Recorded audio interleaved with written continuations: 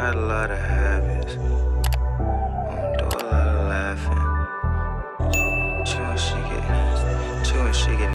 So, we just got through seeing Will and how he decided to embark on his journey of, you feel me, becoming a superstar rapper, the Fresh Prince, you feel me?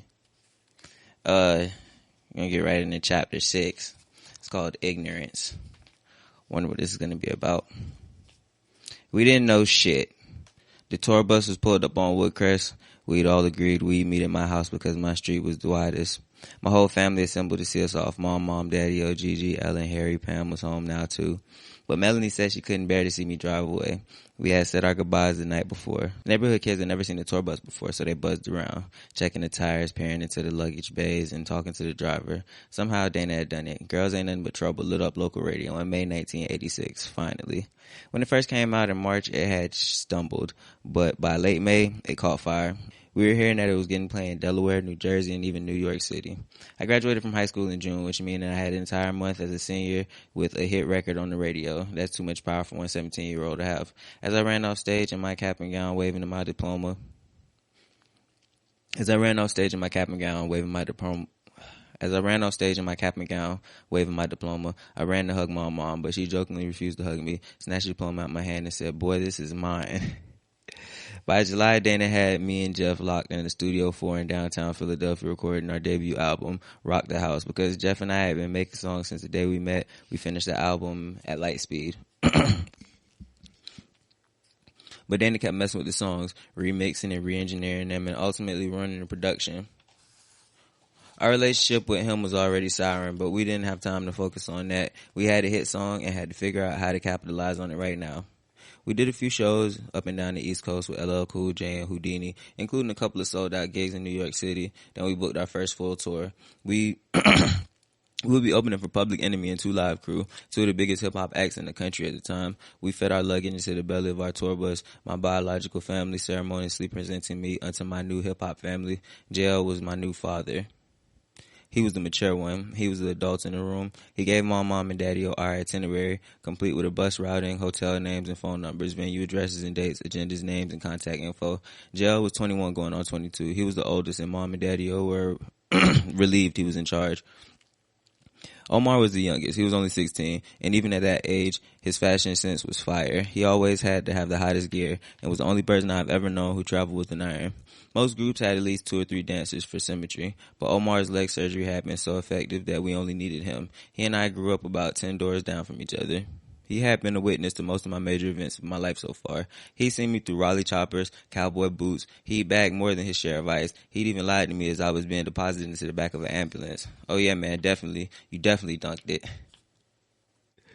I still think that story was made up. I don't care. I don't care how much he tries to, bring it full circle. That was a made up story.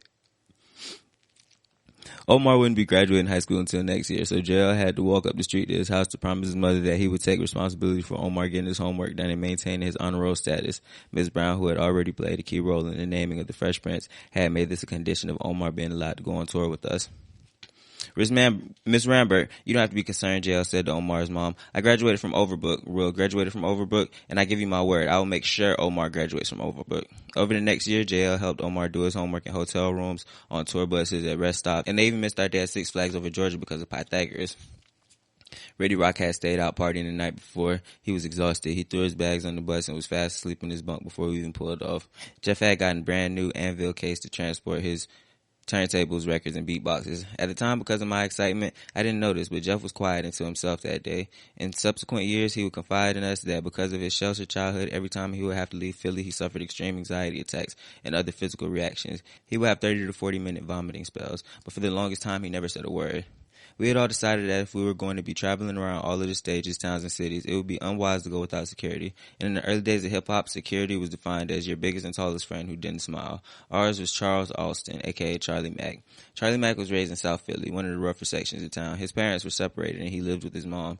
They moved a lot during his early childhood until the chaos of his home life pushed him into the streets. Charlie started hustling on the corners when he was just 11 years old. Not too long after, he graduated to gun-toting and more serious drug dealing. By the time we met, he was 6'7", almost 300 pounds, and nobody messed with Charlie Mack. Did Did Will have goons? Will had goons on deck. Like, I think he's trying to change that narrative that he had in the beginning, that he was, you feel me, the Mr. Nice Guy, whatever, Fresh Prince. Nah, he had Charlie Mack with the strap. You feel me? I'm surprised. I should have been writing for the nigga. He showed up that day with a green trash bag full of ones and fives. Clearly the previous evening's revenues from his purveying of neighborhood pharmaceuticals. He had the trash bag slung over his shoulder like a ghetto-ass Santa Claus. You cannot walk around carrying a hefty bag full of cash, JL said. What you mean? What you mean? What you saying? I'm not going nowhere without my money, Charlie grumbled. Charlie's voice is way too deep. He speaks way too fast to be nearly 7 feet tall. And when he gets excited, he has no problem saying the same word or phrase as many times as necessary until you submit. My man, my man, my man, my man, my man. And again, hold up. I hope I got the right number of those. This will stop anybody in their tracks. The timbre and speed of repetition are barely comprehensible, but magically induce compliance on the part of the listener. So we let him calm down. Me, Jeff, and JL spoke to him later. We talked about our dreams and what we had hoped to build together. We offered Charlie a choice. He could continue to drug deal, or he could take his shot with us to build real lives. We couldn't pay him as much as he could make on the streets, but when we could, we promised we would. Charlie paused. I could tell he was winning the whole of his life. He had dreams too. In some deep hidden part of his soul, he knew he was living beneath himself. He had just needed someone to say it out loud. I think I could fuck with y'all, he said. He ultimately devoted his life to Dear Jazzy Jeff, the Fresh Prince, and it would prove to be a commitment that was not without twists and turns. But one thing true from day one, he never sold drugs again. I feel like I should know who Charlie Mack is. Am I supposed to, like, I'm not exactly sure. He just has one of those names that sounds like I should know him. You feel me? I don't know. Maybe I'm tripping. But I feel like I should know who Charlie Mack is. He seems cool to me though. You feel me? It was a cool story and all, but I don't know if that was the story of somebody who I should know or if he's just introducing this person. Bags are finally loaded. Everybody said their goodbyes. The posse is mounted. I hug my family and step into the tour bus doorwell. 3 dirty rubber stairs, the threshold into my new life, a stargate, the portal out of my childhood and into the infinitely unknowable. On my own, where Daddy-O could no longer hurt me, but he could no longer protect me either. Away from the shame of failing my mother, away from the fear in her eyes that seemed to say he's ruining his life. As the doors began to close, I caught eyes with Gigi. She smiled that smile I had seen in Resurrection Baptist Church every single Sunday of my life. Just remember, lover boy, she said, be nice to everybody you pass on your way up, because you might have to pass them again on your way down. The sun was setting as our tour bus rattled across the Chesapeake Bay Bridge. Pennsylvania had turned into Delaware, Delaware had turned into Maryland, and the initial excitement had settled. The hum of the road lulled my heart into a reverie. The thought washed over me. Am I in charge now? I had never been in love like I was with Melanie Parker. I wanted to build a life for us, to shield her from the chaos of the world. I wanted to do it right. From the time I was 5 years old, I always wanted to be married. I wanted my own family. Even my childhood games with my siblings, we used to play white family. Ellen was Kathy, Harry was Dickie, and I was Junior.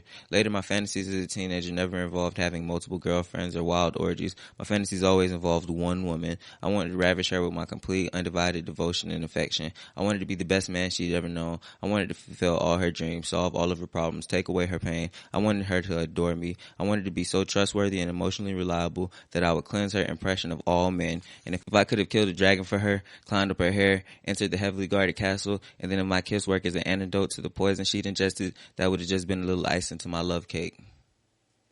I was 18. From the day I met her, Melanie had been the center of my life. Healing the pain of her trauma became my constant preoccupation. The look in Melanie's eyes became the substitute for Gigi's approval. I've always needed a woman to achieve for. When I performed, I was performing for Melanie. When I started making money rapping, in my mind, I was making money for her. I bound my self-esteem to the sliding scale of her happiness. If she was happy, that meant I was a good person. If she was unhappy, that meant I was a monster. I feel like... Oh, wow, that was loud. I feel like... It's got to be intentional at this point that very early in every single chapter, it seems to be he kind of establishes an excuse for why he is the way that he is with Jada. And I feel like it's always like subtly veiled and just like telling a story. But I always notice like very early he would say something that like strikes to me as like, oh, this is basically explaining Jada. And like I said, I'm trying to look at this out of the context of what's going on with, you feel me, the Oscar situation. Just in terms of Will Smith, but like his situation with Jada, that's like some years, you feel me? That's like that's it. It was a situation before this book, and I feel like specifically at the time when this book came out, he had some explaining to do. And I think he did a poor job, and I think that's why originally I don't know that it got the like public attention and reception that it was supposed to. I know recently it's been selling like crazy, but just like I feel like when it came out, it wasn't adequate defense for a lot of people. So that's why it wasn't as much to like take little subtext out of it and post it like, oh, Will is defending himself, because he hasn't really thus far done anything, said anything to defend himself. You feel me? So I feel like at the time when he was writing the book, he was like, I'm just going to put these little Easter eggs in there that people who know what's going on will be able to read between the lines and see, oh, that's why he is so overly dedicated to his wife, who's clearly bad for him because of this thing from his, and it's like every time he brings up something new from his childhood, the first thing he does is tie it to why he's got going on with Jada, what he got going on. And then he regrets to explain how it built him up into the person that he is. Or maybe it's happening subconsciously because of his like need to obsess over whatever woman he's dealing with. Maybe that's why it seems to be it seems to be getting addressed very early, every single chapter in one way or another. But I might be reading too deep into things, but that's kind of why I got the book. You feel me? We arrived in Tallahassee on the first leg of our Southern run. The rest of the guys would go to the venue early to set up and sound check. And because all I had to do was rap, I could arrive 45 minutes before showtime. On our first night, I walked into the dressing room to find the whole squad sitting around with 6 or 7 girls. Jordashy jeans and Bombo earrings everywhere. The dressing room smelled like perfume section and merry-go-round. I politely asked Keisha, Mercedes, and Cinnamon and them to leave and called the crew meeting. We got to get these rules straight, I said. I don't want no girls in the dressing rooms, no girls on the bus, and whatever floor we're staying in the hotel, I don't want no girls there either. I don't want to be smelling no perfume and hearing no giggling and shit. I'm in love with Melanie. We're in a relationship, and I'm not out here for no foolishness. The guys all kind of looked at each other as if to say, he can't be serious. Ready Rock raised his hand, and I pointed to him. What, man? Ready Rock, somewhat confused, said, so where are we supposed to fuck all the groupies at? Hopefully you'll be fucking them behind that proposition, I said. Will, that's crazy, man, Charlie Mack said. You're not out here by yourself. This is all us. How you making lateral decisions? Look, man, I'm about to propose to this girl. We're getting married, and I'm not messing it up because a bunch of horny-ass ghetto hyenas. Big bro, I respect that you're in love and all that, Omar said, but that don't make me no hyena. I was going full choir boy, and the guys didn't like it at all. But when my mind locks into an idea, when I commit to a system of beliefs, there are only 2 options. 1, I complete my mission, or 2, I'm dead.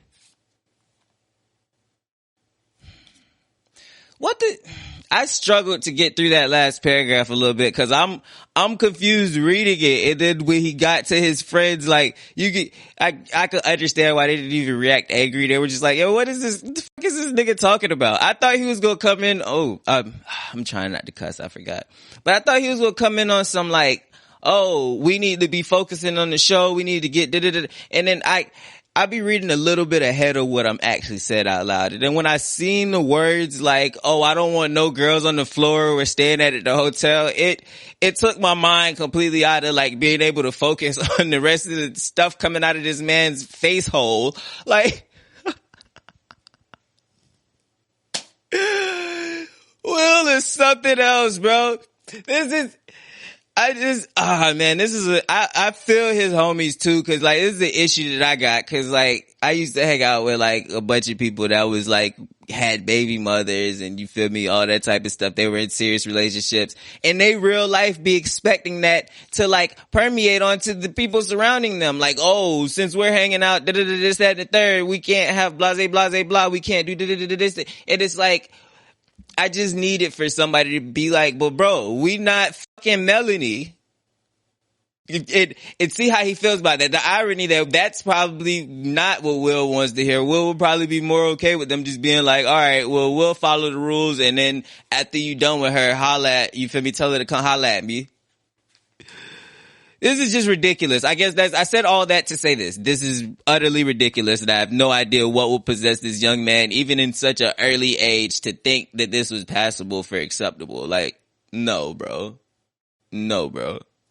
No. We didn't know shit. We didn't realize you had to pay the bus driver yourself, and if you didn't, he might just go home. We didn't know that some venues would skim money off the top, and they lie to you about how many tickets they sold. We didn't know that unruly audiences would throw things at you on stage if they didn't like you. Pennies, bottles, batteries, shoes, and even an M80 explosive in Oakland one night. I'm gonna Google that. I'm gonna Google that while I'm editing. Editor Marlon, Google to see if that actually happened in Will Smith's first tour. This M80 being thrown on stage in Oakland in 86. We didn't know there were all kind of curfew laws and union rules in different states that meant that your show would get shut down if you didn't shut up and get off stage quick enough. We didn't know that you had to grease the security guys at the venue if you didn't want your stuff to come up missing. We didn't realize that 1 inch on the map could equal 12 hours on a tour bus. People say ignorance is bliss. Maybe right up until it's not. We punish ourselves for not knowing. We always complain about what we could and should have done and how much of a mistake it was that we did that thing, that unforgivable thing. We beat on ourselves for being so stupid, regretting our choices and lamenting the horrible decisions we make. But here's the reality. That's what life is. Living is a journey from not knowing to knowing, from not understanding to understanding, from confusion to clarity. By universal design, you were born into a perplexing situation, bewildered, and you have one job as a human: figure this shit out. Life is learning, period. Overcoming ignorance is the whole point of the journey. You're not supposed to know at the beginning. The whole point of venturing into uncertainty is the bright light into the darkness of our ignorance. I heard a great saying once: life is like school with one key difference. In school, you get the lesson and then you take the test. But in life, you get the test and it's your job to take the lesson. We're all waiting until we have deep knowledge, wisdom, and a sense of certainty before we venture forth. But we've got it backwards. Venturing forth is how we gain the knowledge. Over the next few years, while our ignorance will rain down a deluge of pain and suffering, when I look back, I see clearly it couldn't have been any other way. The universe only teaches through experience. So even when you haven't the slightest clue what you're doing, you just have to take a deep breath and get on the damn bus. Amen. You couldn't have found 3 more different groups put on the same stage than DJ Jazzy Jeff and the Fresh Prince, Public Enemy, and 2 Live Crew. But hip-hop was like that back then. I find myself studying the audience even more than the performers. We were all trying to tap into totally different aspects of the human spirit. Public Enemy would ignite social consciousness. People would stomp and yell and cheer, venting their dissatisfaction with authority. I noticed how the security energy in the building, particularly in the South, would heighten as Chuck D riled the audience to rail against our shared sense of injustice. As part of their show, they had a stuntman dressed up as a KKK member. They played out a scene in which he was sentenced for his crimes against humanity, and in the most shocking moment of their entire show, they put a noose around his neck and hung him on stage for 30 seconds, his body jerking and convulsing in midair, while the crowd watched until his last shudder, and in silence, his lifeless body swinging above center stage. And then, yes, the rhyme, the rebel! Chuck D would jump into Rebel without a pause as chaos and pandemonium was unleashed. And while I have experienced other performers who have matched the level of intensity Public Enemy could conjure, I have never seen it surpassed. 2 Live Crew tapped into an entirely different kind of energy. Luther Campbell, aka Luke Skywalker, Uncle Luke, came out on stage and screamed to the crowd, "Hey!" And 50,000 people screamed, "We want some pussy!" Including the probably 8,000 women in attendance. I still haven't totally figured that one out. We had never heard of 2 Live Crew yet. In Florida, they were the headliner. Their hit single called "We Want Some Pussy." They were giving the crowd permission to unleash, at least verbally, their inner hyenas. This was further amplified by the simulated lewd sex acts they included in their shows. If I could keep it real, some nights they just skipped the simulated part. Yo! I'm from Florida, so that's why I'm enjoying this so much, because I know what our first contribution to hip hop was, and it was filthy. But yo, last fact, on the album cover, the parental advisory sticker, Uncle Luke himself, like, he created that and put that out. And that was actually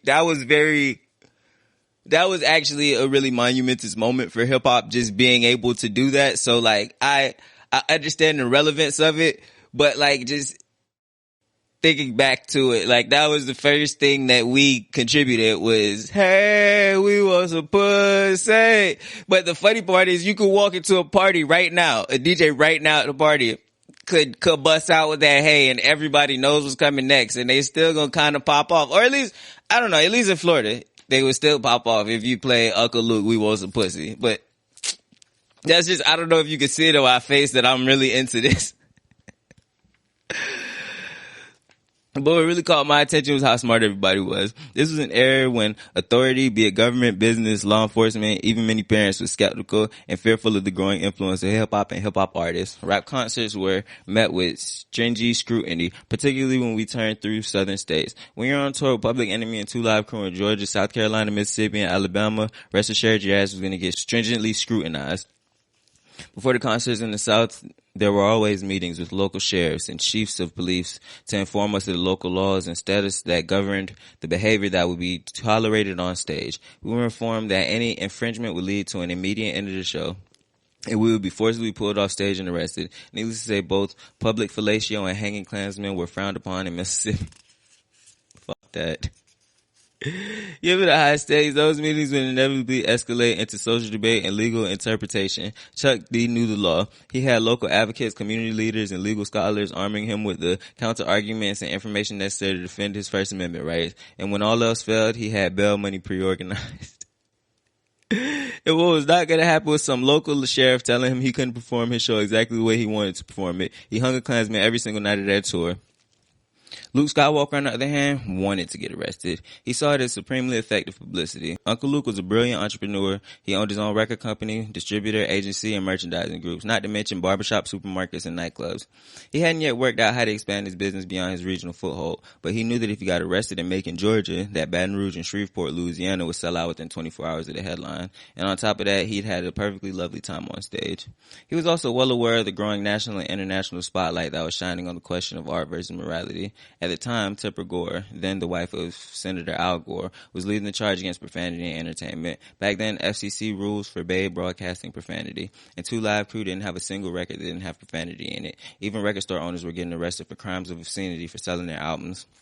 So Uncle Luke got a boat, built a radio station on it, and kept it offshore in international waters where he could legally broadcast back to the mainland. Luke saw Two Live Crew being at the explosive center of this battle, and he aimed to harness this fuel to expand his business globally.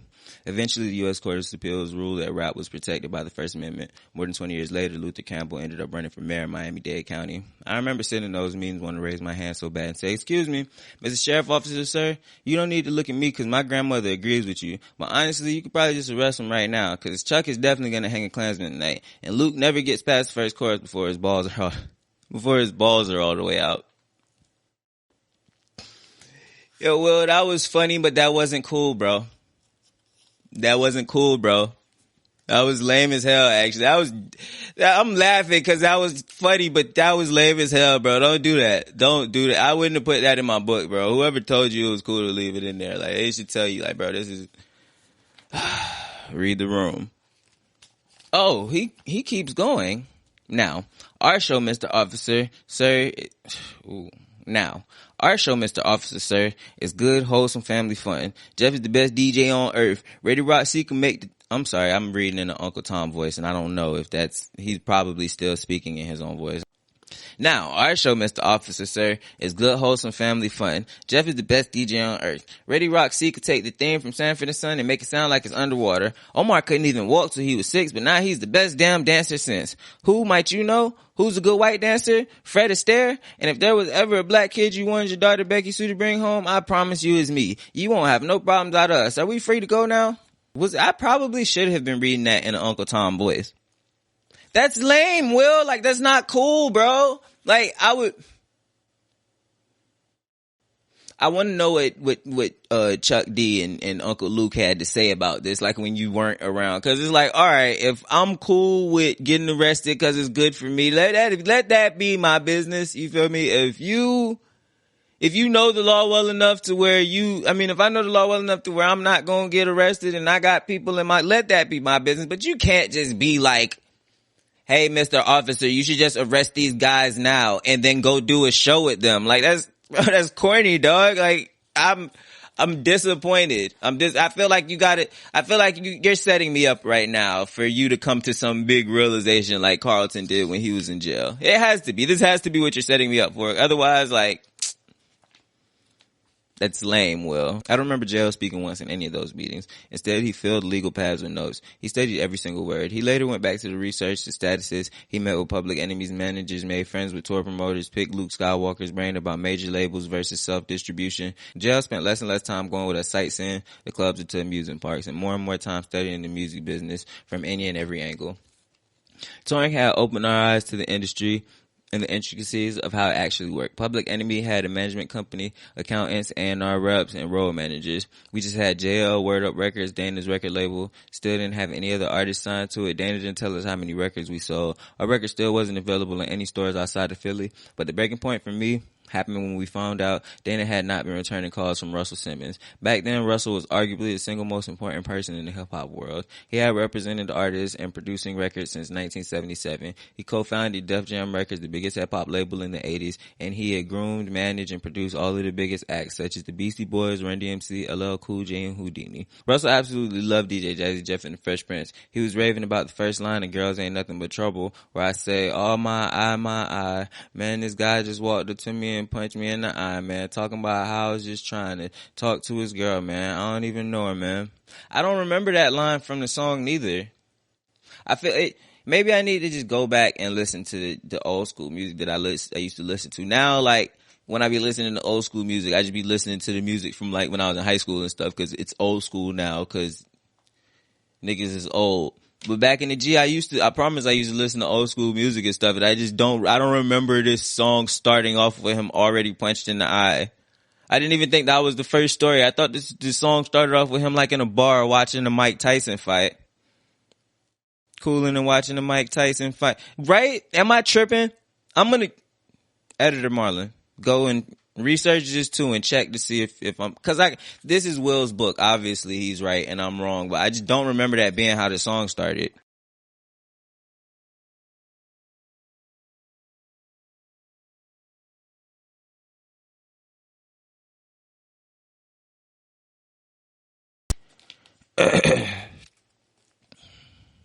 That's the illest shit I've ever heard, Russell said. What rapper admits they got punched in the eye? Russell recognized our honesty, vulnerability, and self-deprecating humor, unheard of in hip-hop at the time, as a passport to places rappers had never gone. Russell wanted to work with us. Unfortunately, Dana refused to talk to him.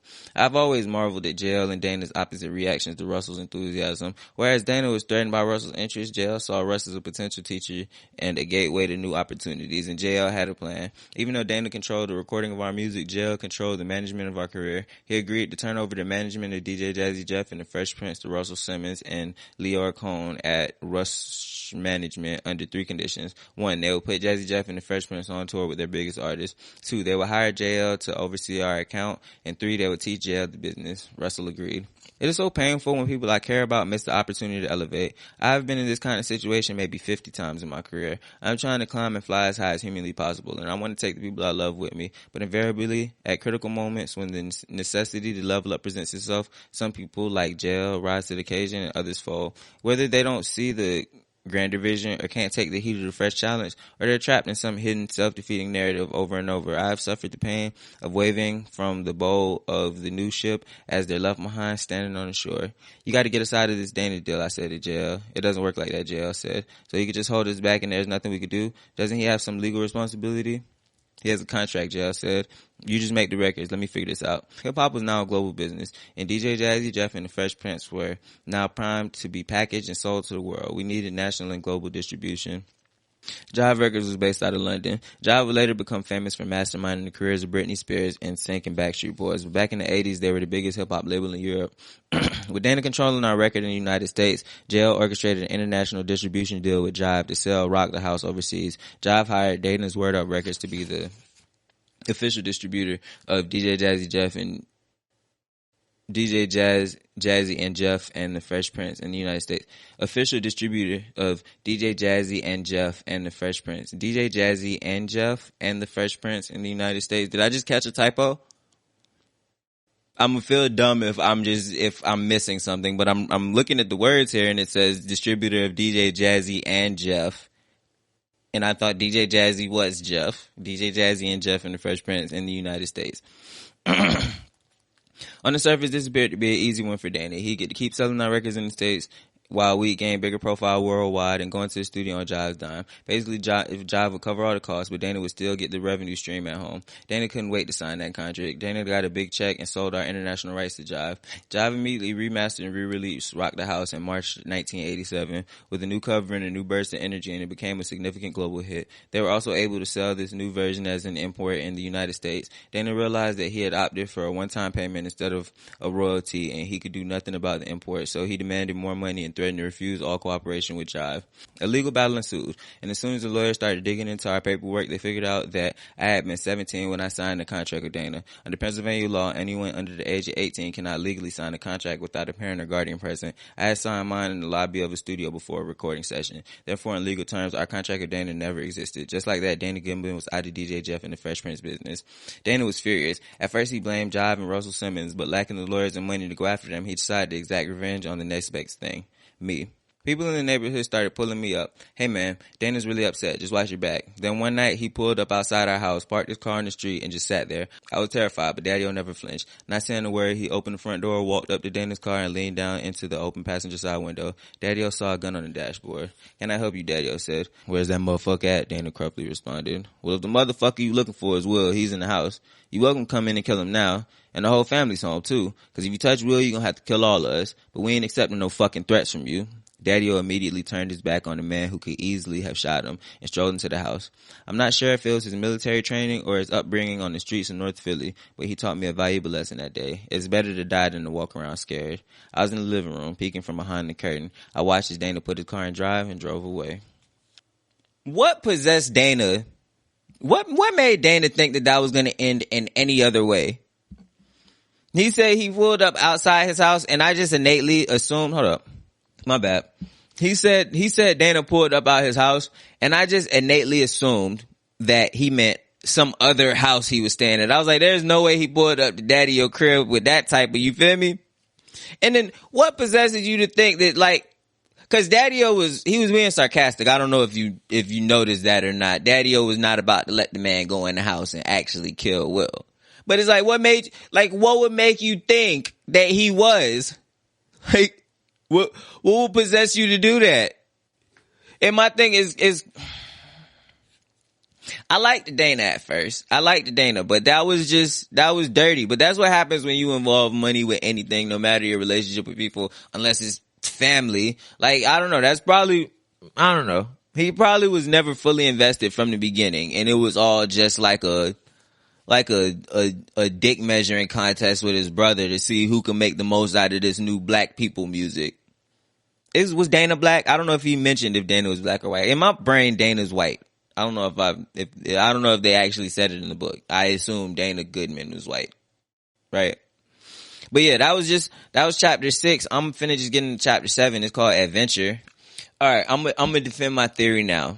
I say somewhere within the first few pages of this next chapter, he's gonna say something to try to defend his inaction to doing something, his defending himself from Jada. He's going to say something to explain why he tolerates Jada or carries himself in the way that he does as it relates to Jada. But that's just my opinion. Somewhere within these first few pages, I have a theory that he's going to, like, you feel me?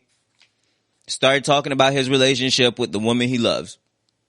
Loosely, but it's like, it makes him guilty in the same way that Jada is. How Jada will sit there and she'll get on Red Table Talk and she'll just talk about her relationship openly, you feel me? And it's like, well, people know you are in a relationship with Will. Like, you can't just make it seem like it's disconnected, you feel me? I feel like he's doing the same thing, but he's not, like, he's using it not as a way to like degrade Jada. He's using it as a way to explain why he tolerates Jada degrading him.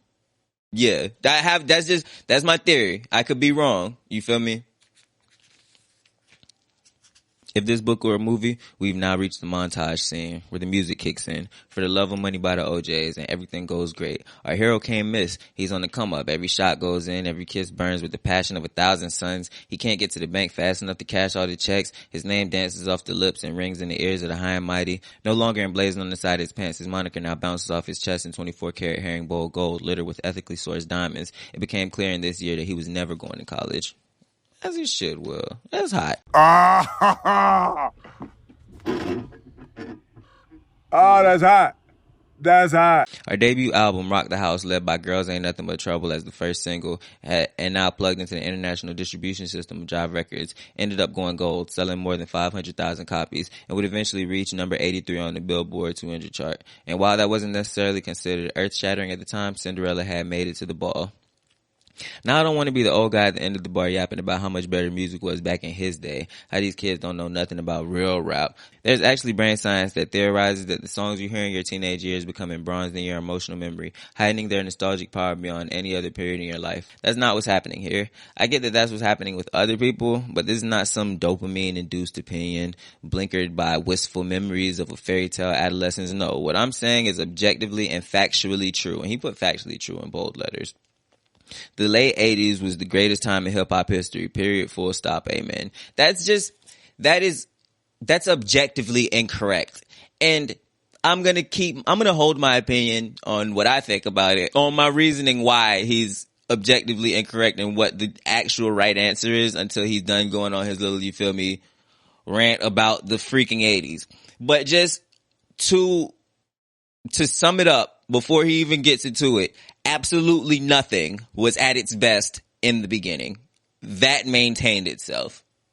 If it has maintained itself, it was not in its best in the beginning. Plus, I explained last video that I think the 80s hip hop is trash. Cause it's just people rapping about the fact that they're rapping. That's what it is.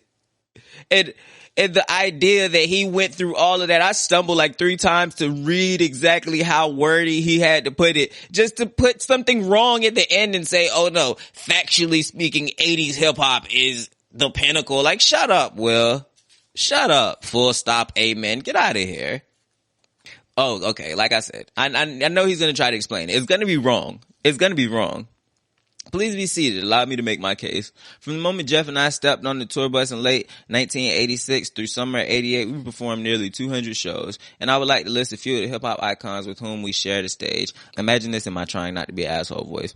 Run DMC, LL Cool J, Houdini, Public Enemy, 2 Live Crew, Salt and Pepper, Eric B. and Rakim, NWA, EPMD, UTFO, JJ Fad, Beastie Boys, The Ghetto Boys, Heavy D and the Boys, Sir Mix-a-Lot, Kid and Play, MC Light, Queen Latifah, Grandmaster Flash, Ice-T, Mantronics and Just Ice, Eazy-E, Too Short, MC Hammer, Dougie Fresh and Slick Rick, Big Daddy Kane, Biz Marquee, Roxanne Shante, MC Sean and the whole Juice Crew, A Tribe Called Quest, Leaders of the New School, Naughty by Nature. I shot like 70% for his knowing who these people were. I don't want to pretend like I just knew who all these people were. So if I mispronounced any of their names, like, they should have had better careers because I probably would have heard them spoken before. Shall I continue or are we good? This is one of the greatest periods of my life. Everything was new. We were defining the culture. We were part of the wave, the tsunami that was carrying hip hop across the globe. Every artist was unique. Something happened every show that was first in hip hop. We were playing in front of crowds where sometimes 50% of the audience had never seen someone rap before. They were in awe. There was an intoxicating energy of discovery and adventure.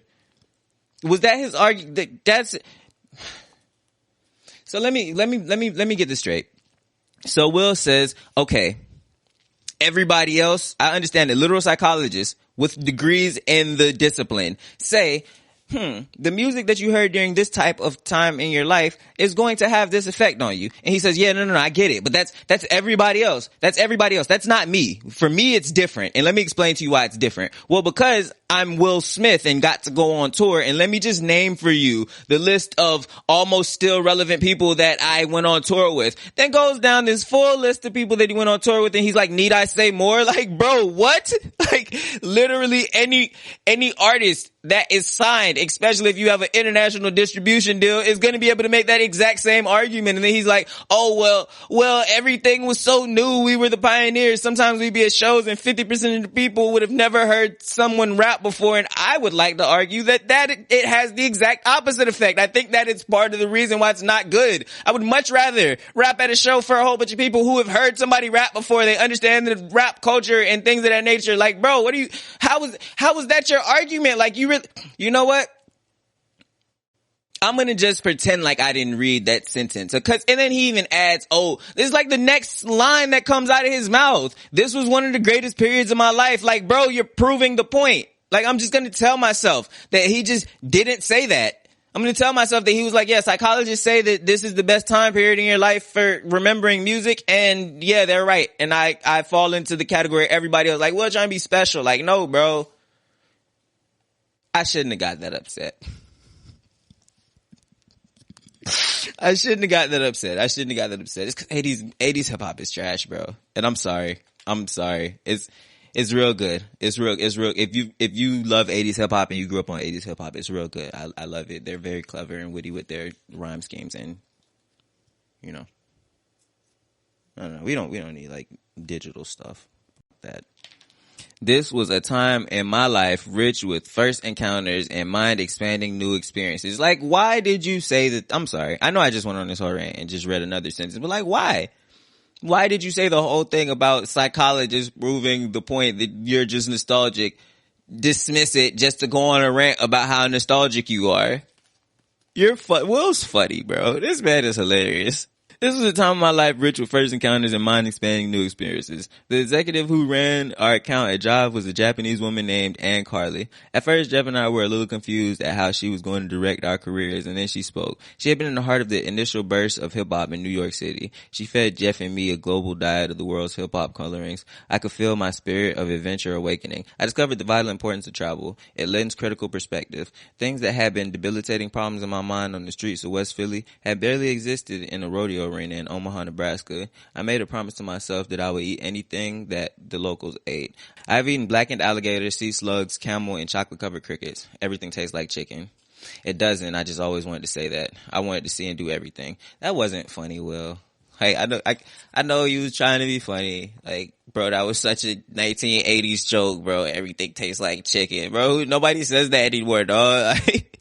On the back of the moderate but solid success of Rock the House, Jive Records was eager for us to record a follow-up album as soon as possible. In the fall of 1987, our first ever trip out of the United States was scheduled. 6 weeks in London, where Jive was headquartered, to record in their company studios. But 2 weeks prior to our departure date, JL called me with that 1 a.m. phone call where even the tone of the ring makes your heart jump. Jeff was in a car accident, he said. Disoriented, I responded, what happened? Where is he? Is he cool? I don't know. I'm guessing the hospital. I'll hit you back. Back then, there were no texts, no reaching people in their cars, no minute-to-minute reports on how your loved ones were doing. You just made sure everybody stayed off the landline. You kept checking the phone for a dial tone and you waited. And the longer you waited, the more graphic and disturbing the pictures in your mind painted, until you were absolutely certain that you'd never see them again. At about 3:15 a.m., the phone rang again. This time the ring was louder than it should have been. Like it was ringing at me instead of for me. I answered, yo.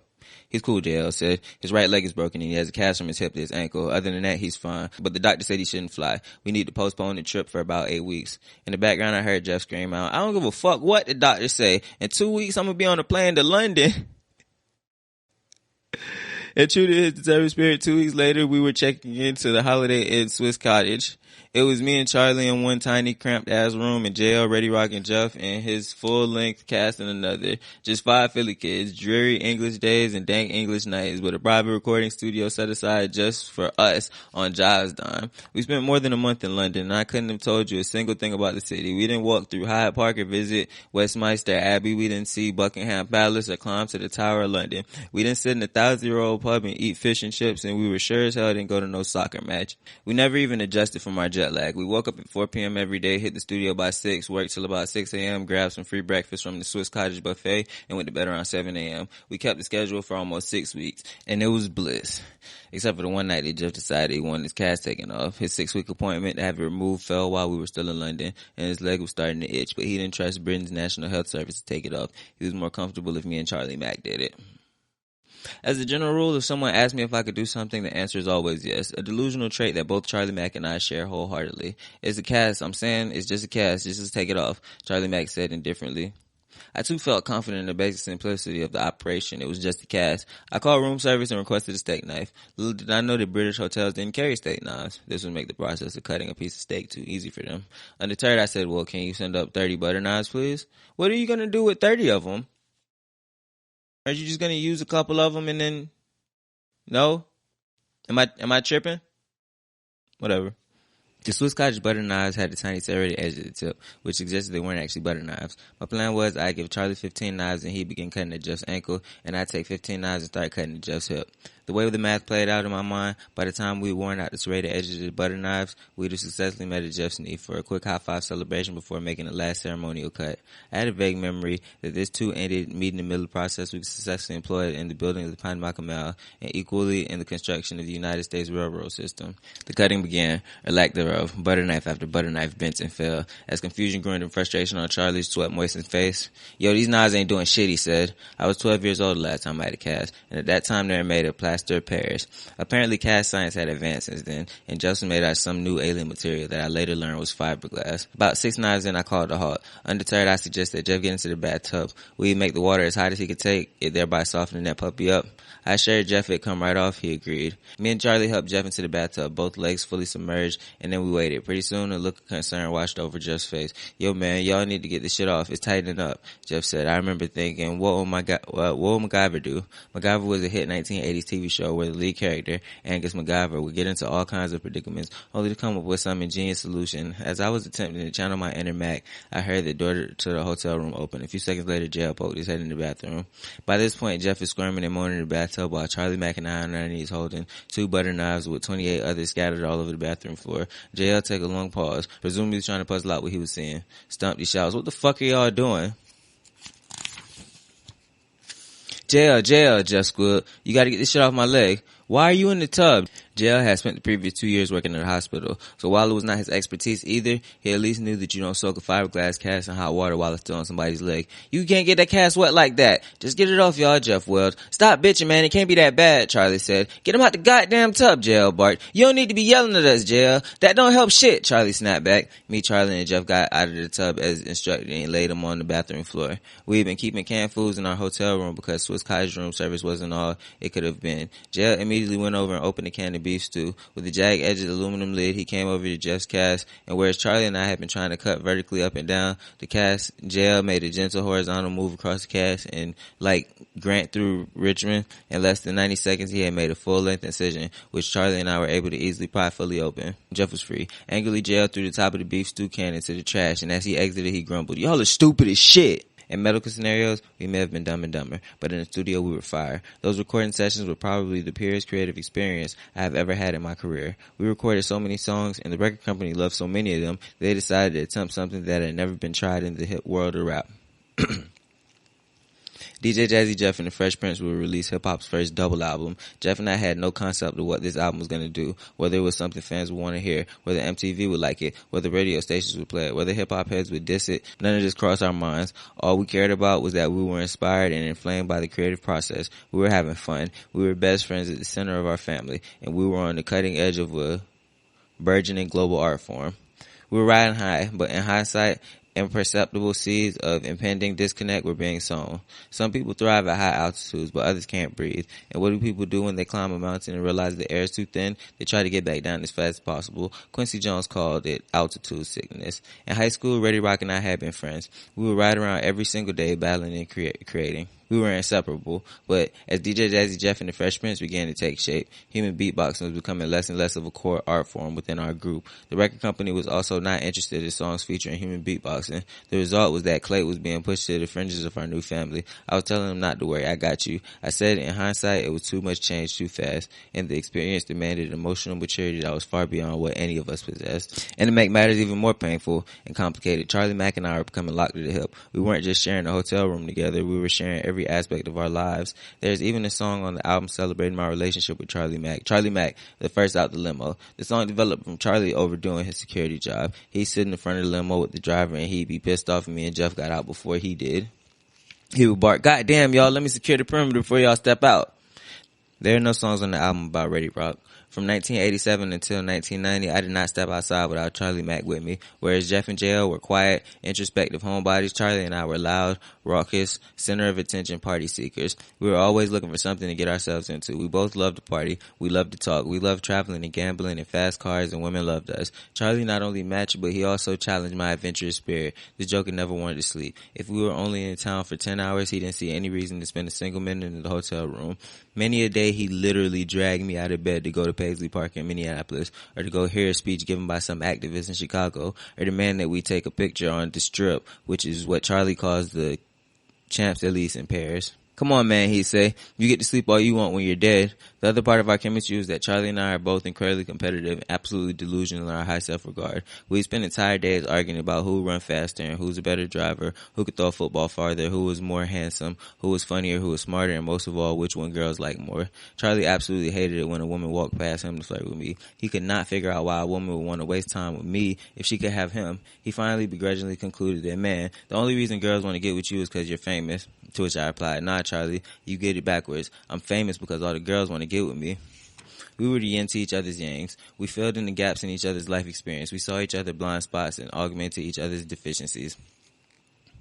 Charlie, like Daddy-O, had sharp streetwise instincts. He used to call it his ghetto radar. Charlie just knew when something was bad about to happen. We'd be out somewhere, everything would be going great, and out of nowhere, Charlie would whisper in my ear, let's go. I'd be like, what? Yo, we just got here. And then more forcibly, get up right now, I said, let's go. I remember thinking that Charlie Mack was the human equivalent of an overly sensitive smoke alarm that keeps going off at 2 a.m. when there's no fire.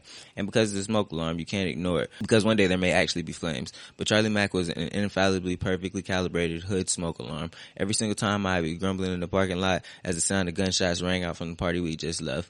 We compensated for each other's weaknesses. Charlie knew the streets and I understood broader emotional patterns. I was the book smarts and mainstream friendly, whereas Charlie's physical appearance was scary and intimidating. I knew how to smile and make people feel safe and get us in anywhere. Both of us were wildly deficient, but together we made one really capable person. I was Charlie's ticket in the rooms into which he never had been invited, and Charlie was the hammer that came down on anybody that dared to talk shit about me. He emboldened me to defend myself physically. Around this time, the chorus of criticism that I was corny and soft was beginning to rise. I didn't curse. I rapped about my high school experiences. I used a lot of humor. The shit talking was that I wasn't a real MC, or worse, that I wasn't black enough and my music wasn't real hip hop. Just punch a motherfucker in the face, Charlie would say. He won't say shit next time. So with him having my back, I started doing exactly that. If somebody talked shit, I punched him in the face and then jumped behind Charlie.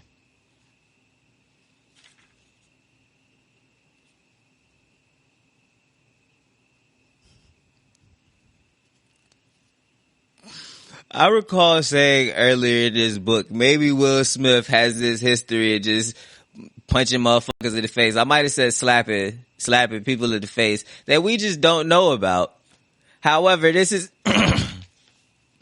okay, this doesn't fall into the category like how I said he would probably say something defending his cuckness for Jada. But what it does fall into the category of is kind of more explanation as to why what happened at the Oscars. Like, I don't know, man. Like I say, you can't heat up water and then call it stage when it boiled. But it's just like, so much of this is relevant to that I'm just not understanding how this came out after. But we were still so shocked. I was shocked and I didn't read it though. He's the DJ, I'm the Rapper was released on March 29th, 1988. Anchored by a brand new funk and parents just don't understand. The album would eventually reach number 4 on the Billboard 200, going triple platinum, selling more than 3 million copies. What was so groundbreaking about the record was that half was the DJ-centered tour de force, a scratch album in which Jeff absolutely massacred the wheels of steel, and the other half was the rapper side, where I was allowed to let the hyper-creative, poetic playfulness of my 19-year-old mind run wild. Then the unimaginable happened. It was announced that the 31st annual Grammy Awards would be the first to include a rap category, and Parents Just Don't Understand was nominated alongside Salt and Pepper's Push It, Going Back to Cali by LL Cool J, Cool Mo D's Wild Wild West, and Supersonic by JJ Fad.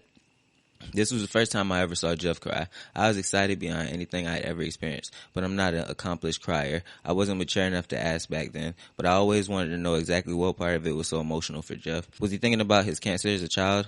Was it his mother and his musical family who had been reaching for this for so many years and he was the one bringing this honor? Was he scared? Did he realize there was no going back? That his old life was gone forever, and that the bar was now set so high? Charlie Mack, who had recently joined the Nation of Islam, said, "It's the will of God. Y'all align with the will of God. You won. I'm telling you, you won. None of them records gonna beat your record. What God ordains, no man contains." Charlie Mack had been speaking in spiritual rhymes for a few months now. But in pure Charlie Mack form on February 22nd, 1989, Bobby McFerrin won Record of the Year for Don't Worry, Be Happy. Album of the Year was George Michael's Faith. Tracy Chapman won Best New Artist, and the winner for Best Rap Performance was DJ Jazzy Jeff and the Fresh Prince for Parents Just Don't Understand, making us the first rappers ever to receive a Grammy Award. That's dope. I didn't know that. That's cool. Shout out to Will. I got cut off earlier when I was like gassing his rap career, but people really don't give him enough respect as a rapper outside of a rapper actor. You feel me? Like, he had hits. You feel me? He had hits. What can I say, man? He had hits. We ultimately ended up boycotting the actual ceremony because NARAS, N-A-R-A-S, the Grammys committee refused to televise the presentation of the rap award. We felt like that was a slap in the face. Rap music had outsold the industry that year. We deserved to be there. Russell Simmons and Leor Combs organized the boycott for DJ Jazzy Jeff and the Fresh Prince, alongside with Salt and Pepper, Ice-T, Public Enemy, Dougie Fresh, and Slick Rick, Set Sonic, and many others. Even though we weren't at the Grammys, Jazzy Jeff and the Fresh Prince were everywhere else. Life changed forever. Well, almost. Jeff's mom planned a celebration dinner for Jeff and me after our first American Music Award. We showed up on the block as returning hometown heroes. People were coming out of their homes to cheer and applaud and shake our hands. It took us 20 minutes to get into Jeff's mom's house. When we finally made it in there, she threw her arms around us, gushing pride and joy. Then she handed Jeff $5 and a shopping lift. Jeffrey, I want you to go to the corner and get me some bread, some baking soda, and see if they got them yams in the can. But Mom, Jeff started. But nothing, boy, go get the stuff I told you to go get. So DJ Jazzy Jeff and the Fresh Prince had to walk through our adoring fans up the loonies. They didn't have DMs. Russell Simmons was orchestrating the global destruction of all barriers to hip-hop, and me and Jeff were one of his battering rams. We were the clean group, the respectable group. For Russell, we were the perfect weapon against all naysayers. We were at the tip of the spear. We launched Yo MTV Raps, blasting hip-hop in the daytime television. When the Four Seasons Hotel would not allow rap artists to stay during their tours, Russell convinced them to allow DJ Jeff and the Fresh Prince, opening the doors for the future hip-hop artists to use the chain. Daytime radio was terrified to put rappers on live, so they always forced rappers to pre-record interviews to make sure we didn't say anything crazy. Me and Jeff were among the first wave to be allowed to speak live on the radio during the day. Our shows were getting bigger, the crowds were getting louder. One night in Detroit at the Joe Louis Arena, I got overexcited and forgot the words the Parents Just Don't Understand. This had never happened to me before. My heart dropped into my stomach. There are a few things more embarrassing than forgetting the words of one of the songs 18,000 people spent their hard-earned money to come in here. But some miraculous thing happened. The entire crowd began to sing the lyrics back to me. Every person knew every word. I held the mic out to the crowd and they finished the song. It took everything I had not to burst into tears. Thousands of people saying my words back to me. I felt loved, protected, and cradled by a crowd of strangers. We were red hot and unstoppable. At 20 years old, I was a world famous rapper, a Grammy Award winner, and a freshly minted millionaire, pun intended. I would drop the mic, but I need it for the next chapter. I didn't get the pun. At 20, I was a world famous rapper, Grammy Award winner, and freshly minted millionaire. I don't get the pun. For months, Gigi had been saving up to move to the 16th floor apartment overlooking the main line. It was a beautiful building set up for senior-friendly living. Her house on North 54th Street had become a burden for her, too many stairs and generally inconvenient for her advancing years. With my first money, I surprised Gigi with the apartment she'd been saving up for. She had thought we were just going to look at it, but then the real estate agent handed her the keys. "Lover boy," she said with a gasp, "how'd you do this?" "Well, Gigi, see, there's this thing called rap music," I said, putting my arms around her. Melly and I moved into Gigi's old house on North 54th Street. My childhood home was now our new home. I had promised Melanie that I'd take care of her, and here I was, providing the first safe home of her short life. I won. All of my dreams were blossoming into vivid THX sound and Technicolor. I had conquered life. That's cool. I get it that he was 19 and 20. I don't really all the way understand why it was called ignorance. Oh, no, that was Adventure. Ignorance was before that. Okay, I can understand it being Adventure. That was dope. At this point, I'm not really having too much to say other than this stuff that come to me during the time when I'm reading, but for the most part, I'm really just enjoying this story. It's like, I'm really feeling like, you feel me, I'm really feeling this journey that, you feel me, he's going through, just down time in general, you feel me. I'm into hip-hop. I'm still not in the 80s hip-hop. I'm avidly against it. You feel me? Hashtag fuck 80s hip-hop. Censored, though. But yeah. Chapter 8 is called Pain. He was light-skinned with light eyes. I'd hated dudes like that. I've always been intimidated by those Christopher Williams-looking jokers. Women have always shoulder surfed right past me to gawk over Albie Shore or Elder I had just come home from a 2-week run in the Pacific Northwest, Seattle, Portland, and a bunch of those little ones in between. I used to run right off stage into the car straight to the airport to get back to Melanie as quick as possible. I didn't want to leave any room for my inner hyena to grab the wheel and drunk drive through my life. I was meeting Melanie at her aunt's house. I had the car drop me off there directly from the airport. We were going to walk from our aunt's to our new home. For old time's sake, we were going to pass Overbrook High and hit the Sugar Bowl convenience store for a water ice and soft Philly pretzel. Just as we'd done 1,000 times before. I've always loved how much Melanie missed me, even weekend gigs. When I came home Monday morning, she acted like I'd been gone for months. She know how to make a dude feel glad he was home. When I walked in after the Northwest trip, she and her aunt were in the kitchen cooking, just as they've been many times before. Being on the road can be excruciatingly lonely. It feels almost like it dehydrates your heart.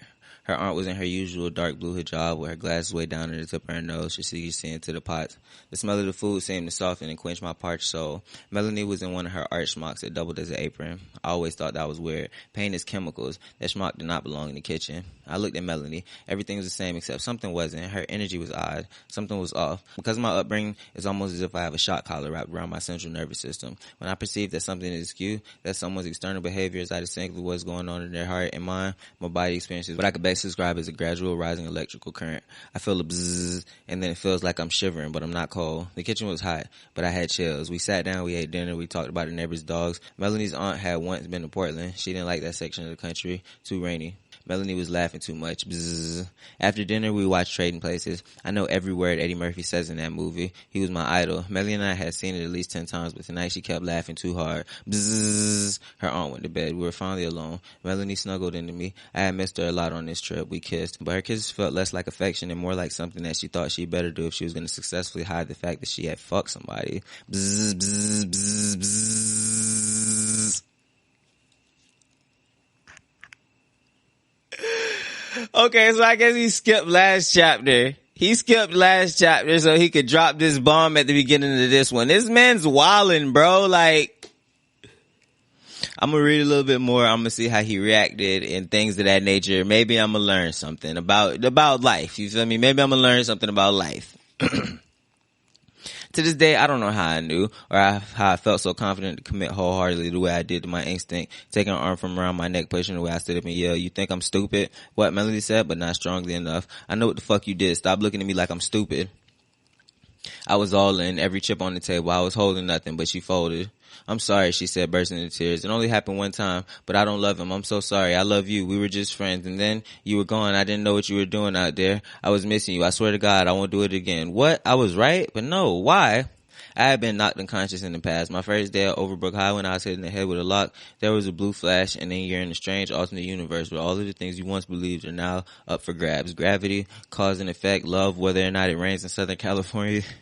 This is impossible. I've done everything right. I'm winning. I'm the best. I've made a home for us. I've spent months arguing and fighting with the ravenous, slathering pride of ghetto hyenas to keep off the buses and out of the hotel rooms. I haven't touched or kissed and barely even glanced at another woman. I come straight home from the airport. We talked about having babies. We talked about babies and making a better home than either of us had growing up. How could you possibly do this to me? How could you do this to me? On the outside, though, I was strangely calm because none of these thoughts were registering as actual feelings. I wanted to be angry. I mean, you're supposed to be pissed when somebody cheats on you, right? But I felt nothing. Melanie was covering her face, crying in the couch. Dan Aykroyd was attacking Eddie Murphy. Eddie was pleading for his life. It was Dukes. It was Dukes. And I just stood there, numb. When somebody cheats on you, you have to do something. But what? I didn't feel any emotions, but I was not going to be a coward, not this time. What do you do when somebody cheats on you? I knew I had to do the storm out thing, but I also knew I had to do something violent to punctuate my departure. I scanned the room for possibilities. Next to the fireplace, I noticed one of those forged iron pointy things that you poke the logs with, but what will I do with it? I sure wish I had some emotion to give me a little direction. I'm giving him some time. His response is kind of shaky. I'm not gonna lie. His response thus far is shaky. Will, I got faith that you're not gonna make me put this book down. Nevertheless, I picked it up. The front entry into Melanie's aunt's house was a beautiful wooden atrium holding 100 glass panels. I stood for a moment looking at Melanie weeping, deeply uncommitted to my as yet undetermined but absolutely mandatory hissy fit. I calmly carried the iron pointy thing toward the front door and began to break the windows out one by one.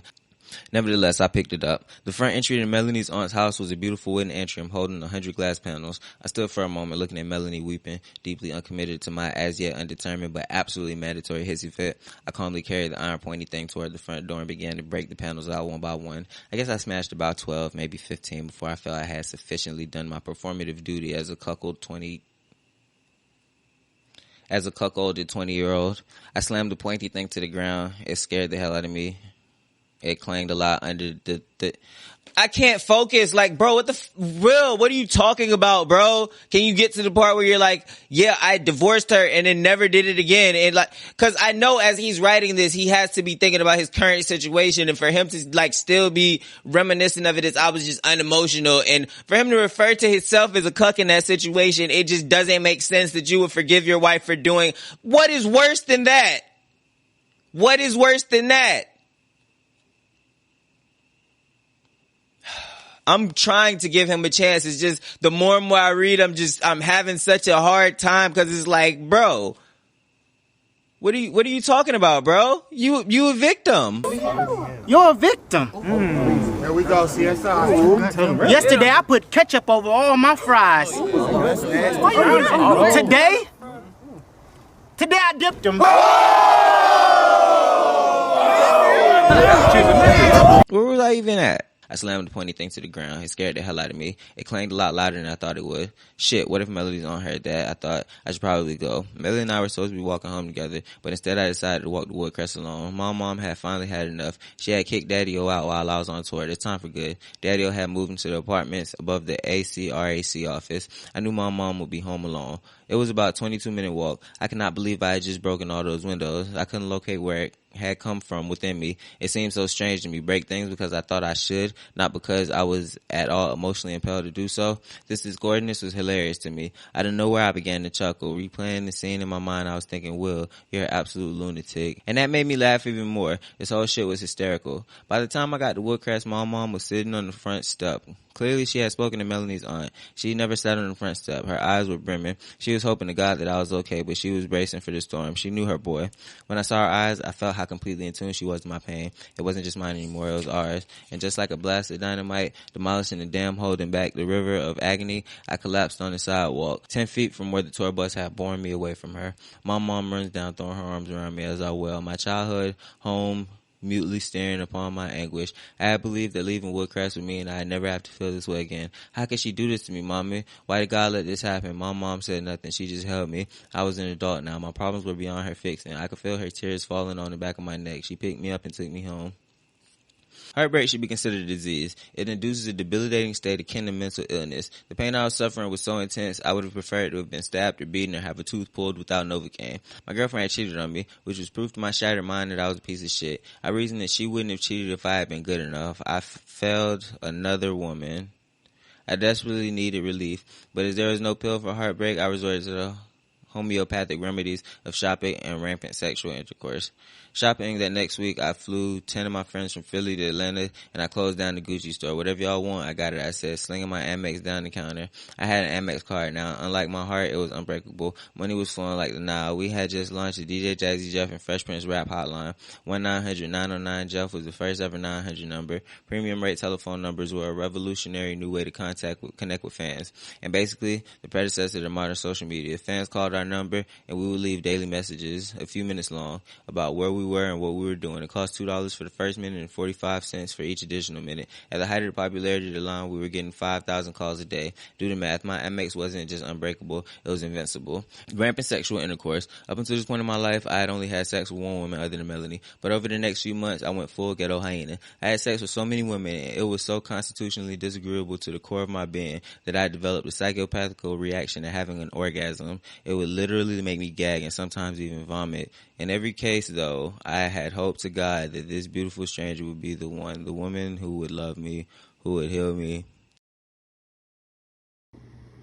Yo, Editor Marlon here. I just wanted to say, I swear I could read. I can read. It was just the words that was on that paper was messing with me, dog. I felt like I was reading Japanese, like Mandarin or something. Like, it just was not making no sense to me. Like, but I swear to you, I could read. Like, I know that looked bad.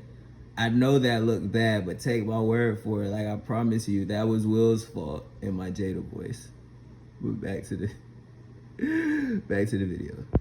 Who would make this pain go away, but invariably I was there, retching and wretched, and look in the eyes of the woman even further, deepening my agony. I was doing the very thing I hated Daddy-O for, hurting one.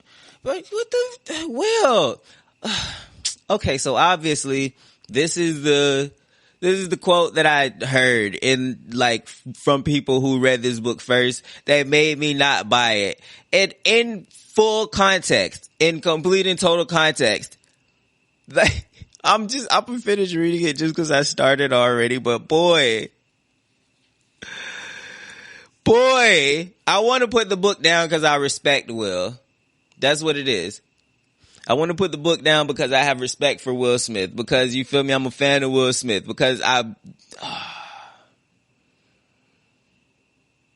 want to give him more chances. But first of all, was it just Melanie and the shorty who he was sleeping with in his mom's kitchen? Cause like the way he was talking, like to be that bold, I would think that wouldn't be the only, you feel me, body that you got. But then aside from that, impossible that you would have sex with that many women that it would make you vomit. And for you to even release it. Okay. Let me stop for a second. Put a pin in what I was just saying. Where I was saying impossible. Remember that. The context of when this book came out was, first, Jada came out as sleeping with August. You joined her on the Red Table. I'm sure that's the biggest episode she'd ever done. Then later on after that, Jada had another episode where she was talking about the fact that you basically weren't pleasing her for a portion of your relationship. So that was the last time that you were really in the news outside of promotional stuff for this book, before this book came out. And that's why everybody, me included, was expecting and even hoping that there would be like some like retaliation, you feel me? Like, defend yourself, Will, like, you feel me? Like, but instead, you tell another story of another woman that you was with cheating on you, refer to yourself as a cuckold for her cheating on you, go home and cry about it because you're not actually emotional walking home, which that didn't even all the way make sense to me, why you would break down in tears if you weren't emotional walking home, and if you broke out the windows, just be performative. But then like,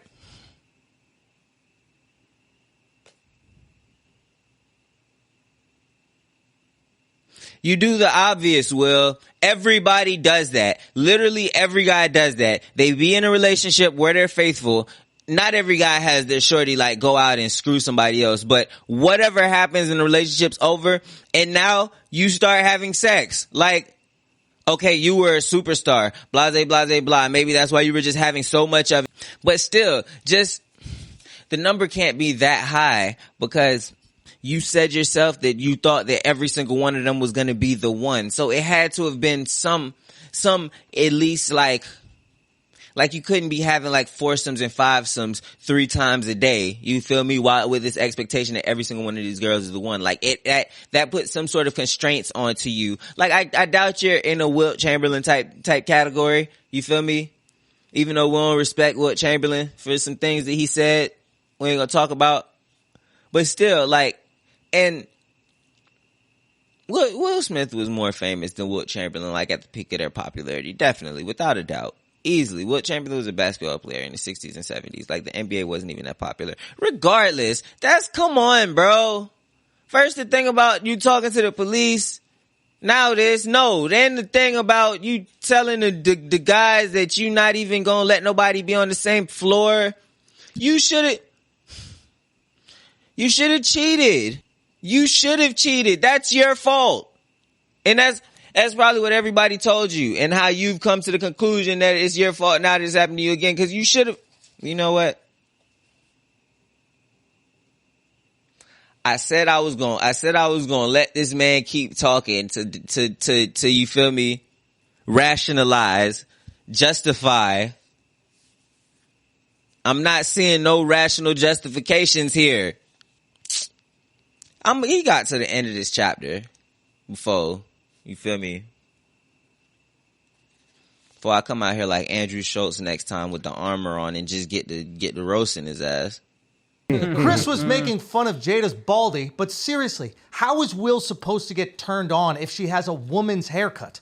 Now, I'm not saying that he's gay. Wow. He likes women, specifically ones that swim for Penn. Holy shit. All I'm saying is last night wasn't the first time Will fondled another man to make Jada happy. Okay. And Will's hand that struck Chris Rock was actually a metaphor for his relationship with Jada. Open, when he wanted it to be closed. I was miserable, so I purchased my first house, a mansion facing Marion Park, in the rich neighborhood across City Line. I had seen it in my dreams, bleached white hardwood floors, 2-story ceilings in the living room, and a jacuzzi in the master bedroom, not in the bathroom, in the bedroom. The first thing I bought for the place, before beds, couches, towels, or even silverware, was a pool table. I eventually got a bed. It was the first time I had ever slept in a king size. Me and Harry had slept in the same bed most of our childhood. Me and Charlie Mack had room together on the road. I realized the first night on Marion Road that I had never really slept alone. I didn't like it. My heart was bleeding. I was dying in love with Melanie Parker. I wanted her back.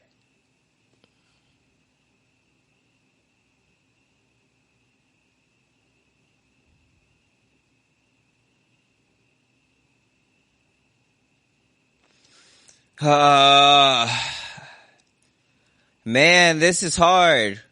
This is hard. I was thinking before.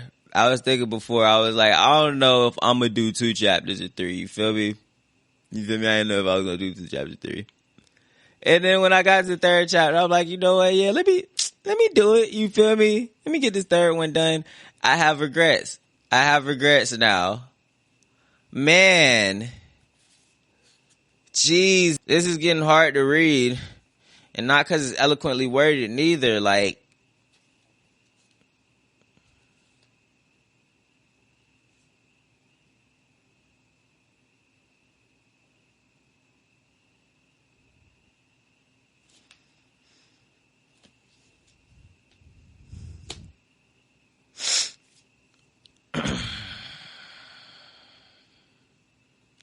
I don't have no jokes, man. I have none. I don't have nothing insightful to say. I don't want to keep reading. It's just getting worse and worse. It is just getting worse and worse. Man. Gosh, I'm missing the Heat game for this.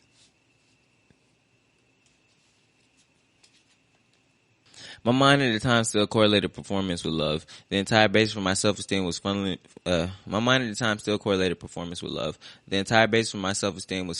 dependent upon whether my woman was happy. See?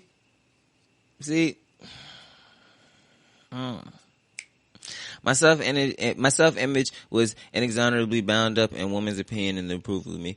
I figured that since I was not receiving the love I so deeply craved, it had to be because of a deficiency in me as the lead character. If I had performed the role of boyfriend better, she wouldn't have cheated. As you probably imagine, that bought me a first-class ticket on the bullet train to agony. Melanie worked at the merry-go-round in the gallery, a mall in downtown Philly. I had it all planned, a grand romantic gesture of forgiveness. I was going to walk in, our eyes would meet, I would forgive her, and she would fall into my arms, gushing tears of gratitude and remorse. Then I'd tell her that I wanted to marry her and that no mindful mind was going to have to work in a shitty-ass merry-go-round. We would give her boss a middle finger, hop into my brand new Benz 300 CE, and I would take her to the new Marion Road mansion, the one with the jacuzzi in the bedroom, not the bathroom. Parking at the gallery was rough.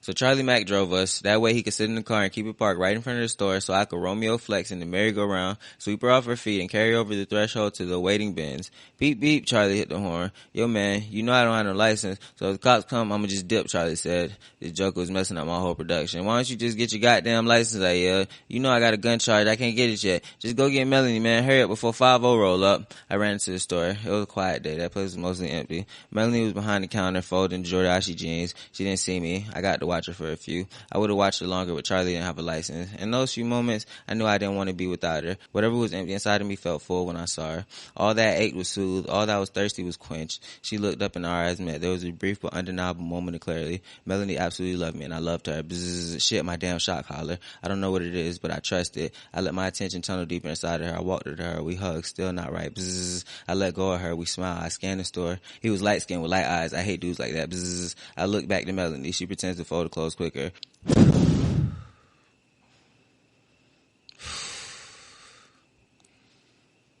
I'm having such a hard time reading this because I'm angry, bro.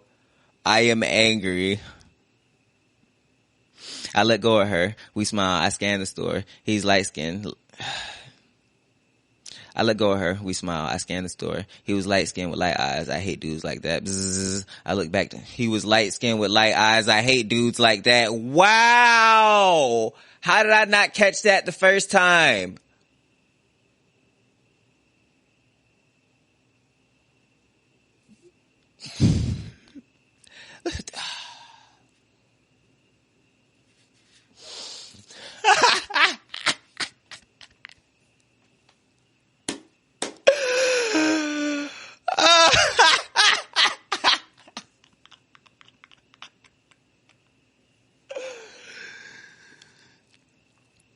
Oh my God, Melanie, you make me sick.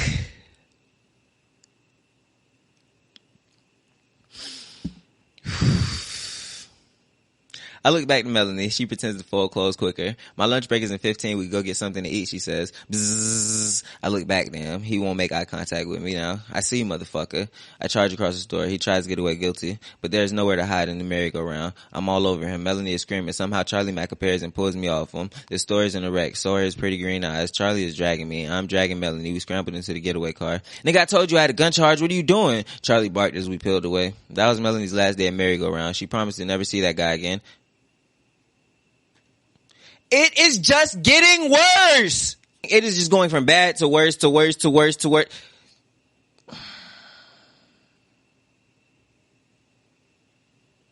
Where do I start?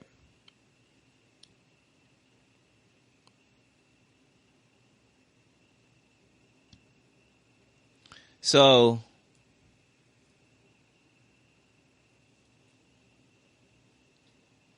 you famous now. You go on tour. You tell the homies no shorty's not allowed to be around. You stay faithful to her and she cheats on you. Okay, cool. Whatever. Apparently you broke up with her. Unless she broke up with you. You feel me? Cause that's kind of what it's seeming like. She stayed and kept messing around with dude. Like, okay, so you break up with her. Start banging mad shorties. And just, I guess she got diamonds at the meeting of her thighs. Is little elves inside of her coochie that massage the dick while it's in there. Little Keebler elves. Does she have sunshine vagina? Is this woman Erykah Badu? Something was just so different about her vagina that all these other coochies made you throw. You wanted her back. Whatever. You plan this grand gesture. Whatever. You going out sad. You're going out sad, but okay, bro, whatever. You got your mans in the car who just told you he got a gun charge. You walk in. You see dude there. And you somehow just know it's him. So you go to beating on buddy like, and then this is the part where it just goes from going out sad to pathetic, like there's no excuse for this. Then you still leave with her. Bring her to your mansion with the jacuzzi in the bedroom, not in the bathroom. And all she got to do is just promise to never see that guy again. I am disgusted.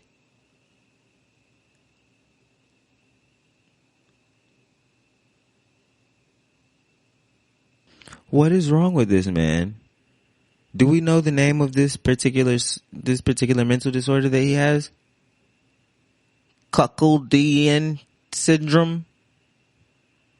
Stockholdian syndrome. What the like, I'd have left this story out of my book. Not only did he do all that stuff in the 80s, but he wrote a book in 2021 and put it in there. No wonder, if I'm Jada and I read that he went out like this, my camera battery's about to die. I got a couple more pages left. Whew, I had to take a break. Willard was wildin'. Man, let me try to get through this so I could take a nap, because this man. That was Melanie's last day at the merry-go-round. She promised to never see that guy again. I took her home to her new mansion on the main line, the one with the jacuzzi in the bedroom, not the bathroom. We vowed to make it work. My secret, unspoken oath was, if you come back, I promise I'll be good enough. The JBM stands for Junior Black Mafia. Their motto in Philly was get down or lay down, meaning you were either with them or against them. You were either part of them or you were dead. When you're a 20-year-old rapper from the inner city of Philadelphia who's just made his first $1 million, the only people who can afford to hang with you are other rappers, professional athletes, or drug dealers. I pick drug dealers. Like, he really trying to set up his street cred around this bullshit that he said. But, nah, bro. Bucky was 5'1", and the one is a stretch. He was a former Golden Gloves champion, and he was one of the top lieutenants in the JBM. When he was in the room, he commanded the first and the last word. If you had a disagreement, he was more than happy to take off his $30,000 worth of jewelry and meet you in the street. But if you were disrespectful, the jury didn't matter, because he never wore a ring on his trigger finger. Bucky loved to laugh. He reveled in my sense of humor. With the day's eyes, I could see that he was coming to Marion Road to get a break, a little breather from the stress and brutality of the streets. I was his personal court jester. He loved to hear me bust on people. Insult comedy was his favorite. Coincidentally, it was my forte. I made the mistake, though, one night of cracking a joke about Bucky's height. Yo, Buck, you want a boost or maybe a step stool for that next shot? Nobody even snickered. Bucky stayed calm, which was a terrible sign. The room fell silent. He walked over to me, his chin barely reaching my chest. He stood there. I knew that meant that I had to bend down so he could talk to me. I lowered myself like a silverback in the wild, surrendering to the alpha. Buck whispered in my ear, just because you would start on me and I won't make you see some. The logic of his analogy wasn't entirely flawless, but the underlying point was well taken. I never joked about Buck again. Marion Road was now party central. At any given time, there would be 20 or more people in the house, blasting music, shooting pool, thousands of dollars worth of Philly cheesesteaks, litter in the kitchen. I probably could have just bought Overwood pizza for how much money I spent there. There were boxing machines in the backyard and a basketball court in the living room, and nonstop gambling on everything.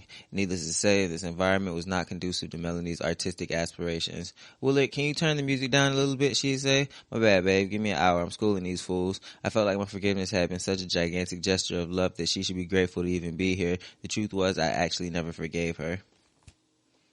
The truth is, your forgiveness was such a gigantic gesture of love that she should be grateful to even be there. What's wrong with this man? Gosh, all these women taught him how to love women and never taught him how to love himself. But it's ironic because they taught him how to love women by loving him, and he got the wrong message. He got all these women was like, oh, I'm going to be so genuine and stuff to you and show you love, for his mom and his grandma and his older sister who used to beat up the kids on the block for him. But then he took that, instead of being like, you know what? I deserve love. He was like, you know what? I don't deserve love whatsoever. I just got to go out and give it to somebody, no matter how deserving or undeserving they are of this. Like, fuck her aspirations. And I already figured I'm gonna just have to censor this one. But like, who cares about that? If you never actually forgave her, good. That's the most logical thing you've said since I started reading this chapter. That is the most logical thing. The truth was, I never actually forgave her. That's the smartest thing that you said. The most respectable, redeemable quality that you've expressed of yourself is not forgiving her. Cause you shouldn't have. She ran right back to dude. He probably was in your jacuzzi in the bedroom, not in the bathroom. Sure. The weekends were when it really turned up. It was not uncommon for $150,000 to change hands between Friday night and Sunday morning. My boy Bam was the best pool shooter. He was always taking our money on the table. One Saturday night, I caught fire on the pool table. I could not miss. Full-length bank shots, combinations, 8-ball spot shots. Perfect English dropping the cue ball in the sweet positions. Everything went exactly where I was calling it. Buck found himself on the short. Unfortunate end of a $30,000 losing streak. He sent one of his boys to get more cash, but Buck lived in Southwest. That was at least 45 minutes round trip, so he threw his car keys on the table. The room erupted. Oh shit! My heart jumped for a minute, but I ain't no bitch. I threw the keys to my brand new seafoam green Benz 300 right next to the keys of his custom convertible BMW 325i.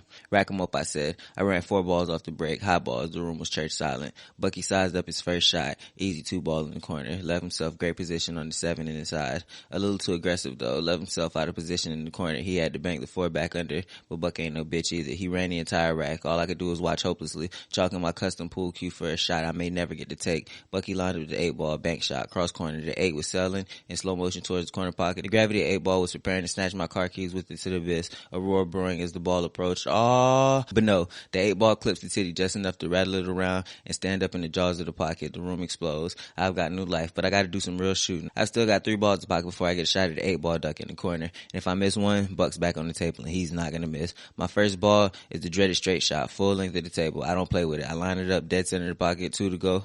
Second shot would be a side pocket, but my third shot in the corner meaning I gotta put some English on the cue ball. Draws meaning hitting it low to cause it to spin backwards. If not, it could roll straight into the corner pocket, scratching and ensuing Bucky's victory. My concept around shooting pool was to never ponder the shots too long. Line it up, hit it. Line up the next one, hit it. No time to let my mind punish me with doubt or indecision. Charlie Mack always used to say, scared money can't make no money. That would become my motto for my life. But that night, it was an ice cold mindset that made me unbeatable. And just like that, the rest of the night I couldn't miss. All Bucky would do was watch helplessly, chalking his pool cue for a shot that he would never get to take. I ran the table, tapped in the 8-ball and respectfully picked up both sets of car keys. Bucky was furious, but he was way too gangster to let you see it. He stormed out the house, slinging the door open, only to realize he might need to call a cab. I ran out behind him. Yo, Buck, I said. Nah, nigga, give me a minute, he said, with all that gangster that the dude preparing to hitchhike and muster.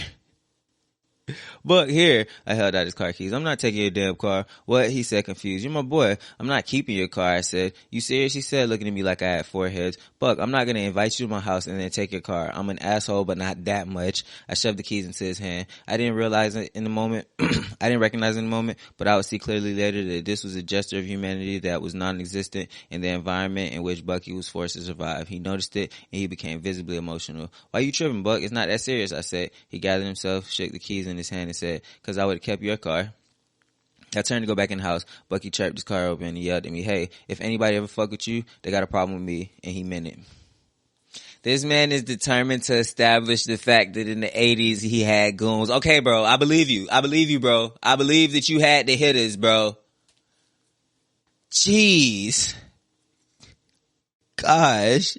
At the time, I didn't correlate my cravings and my generally erratic behavior with the wounded state of my heart. When I bought a candy apple red IROC Z and dipped the rims in a matching candy apple, I wasn't perceiving that as a medicinal reflex, nor did I connect the purchase of my custom Suburban with 4 18-inch woofers taking up the entire back half to my feelings of inadequacy, loss, and betrayal. I just thought it was fun that when I was picking up someone, I wouldn't have to call ahead. I would just put my volume up about 7 and they knew who was coming. I was spun out and I was acting out. I bought my first motorcycle, a blue Suzuki Katana 600. I didn't even know how to ride, and I crashed in the first week, but I was balling way too hard to drive a banged up bike, so I bought a new one, the red one.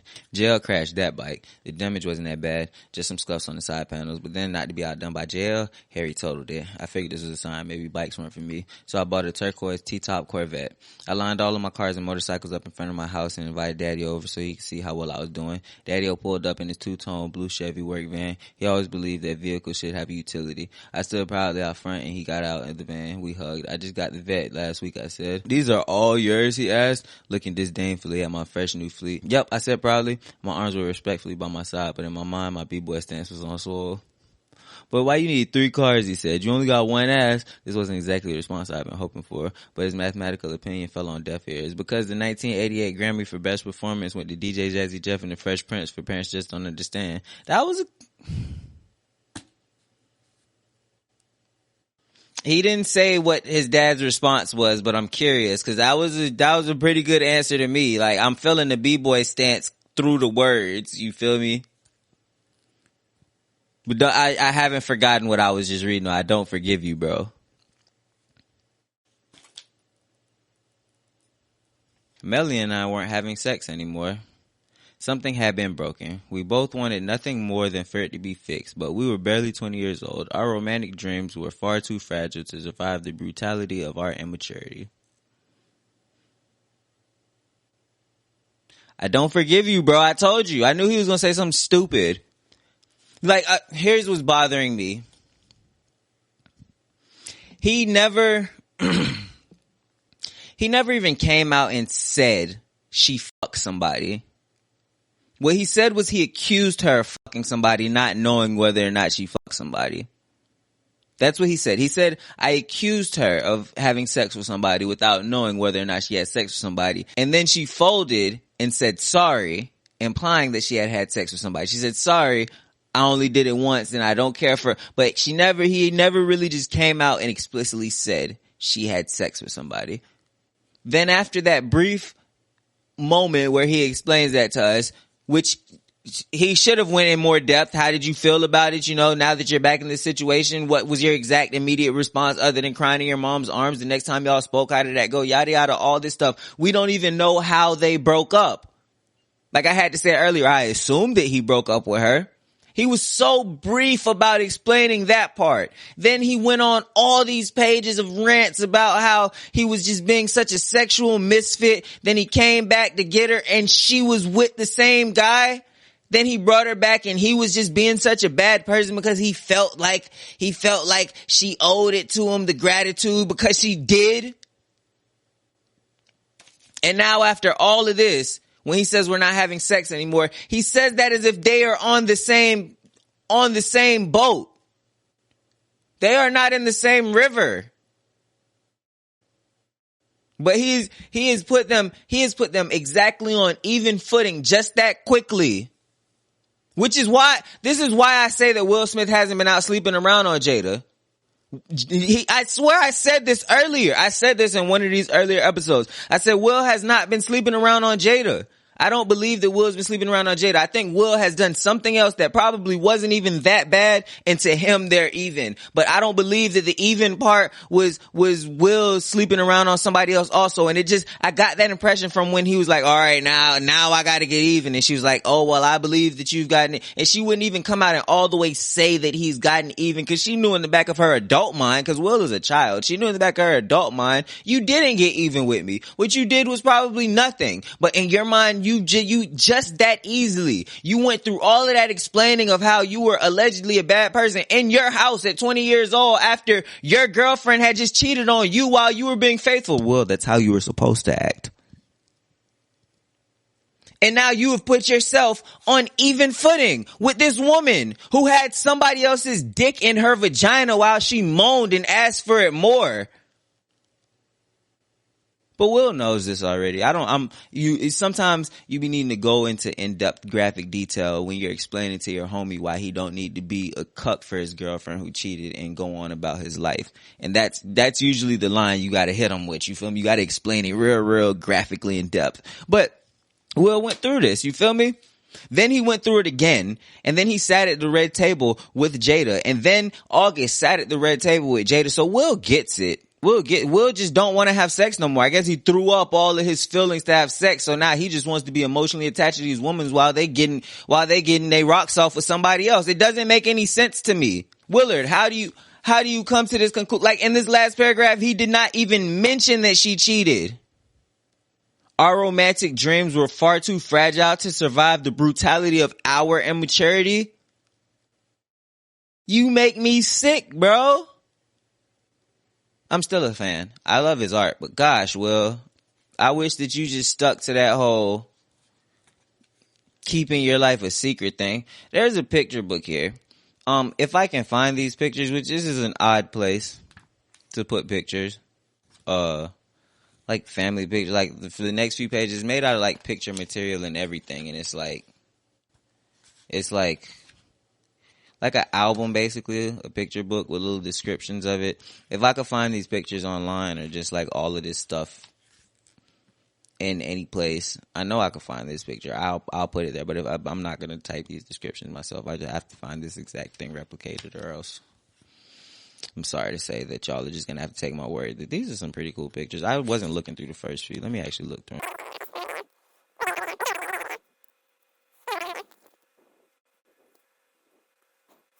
Gigi looked like the lady who played his mom's oldest sister on The Fresh Prince. I can't remember the lady's name, and I should know her name. I'm actually ashamed of myself for not knowing, but his high school is freaking huge. I get the castle on the hill. I see why. This thing is massive. Will, this picture looks gay. I'm gonna just say it. Will, this picture looks gay. I never looked up his first wife's name. I knew he had a first wife. I just assumed it was his Melanie character because of all of the... Why did you even take the time to tell us about her? I promise you, I really would have just left her out. I would do filthy things to Hillary. Like, disgustingly filthy things to Hillary. Like, I could write books, teach seminars on the things that I would do to Hillary. Jada's not that bad, and I know that she's an attractive shorty and all, but just like to know everything that comes along with it and then look at her in context, she's not that bad. Stacey Dash back in the G was that bad. Stacey Dash was that bad. Jada's not that bad.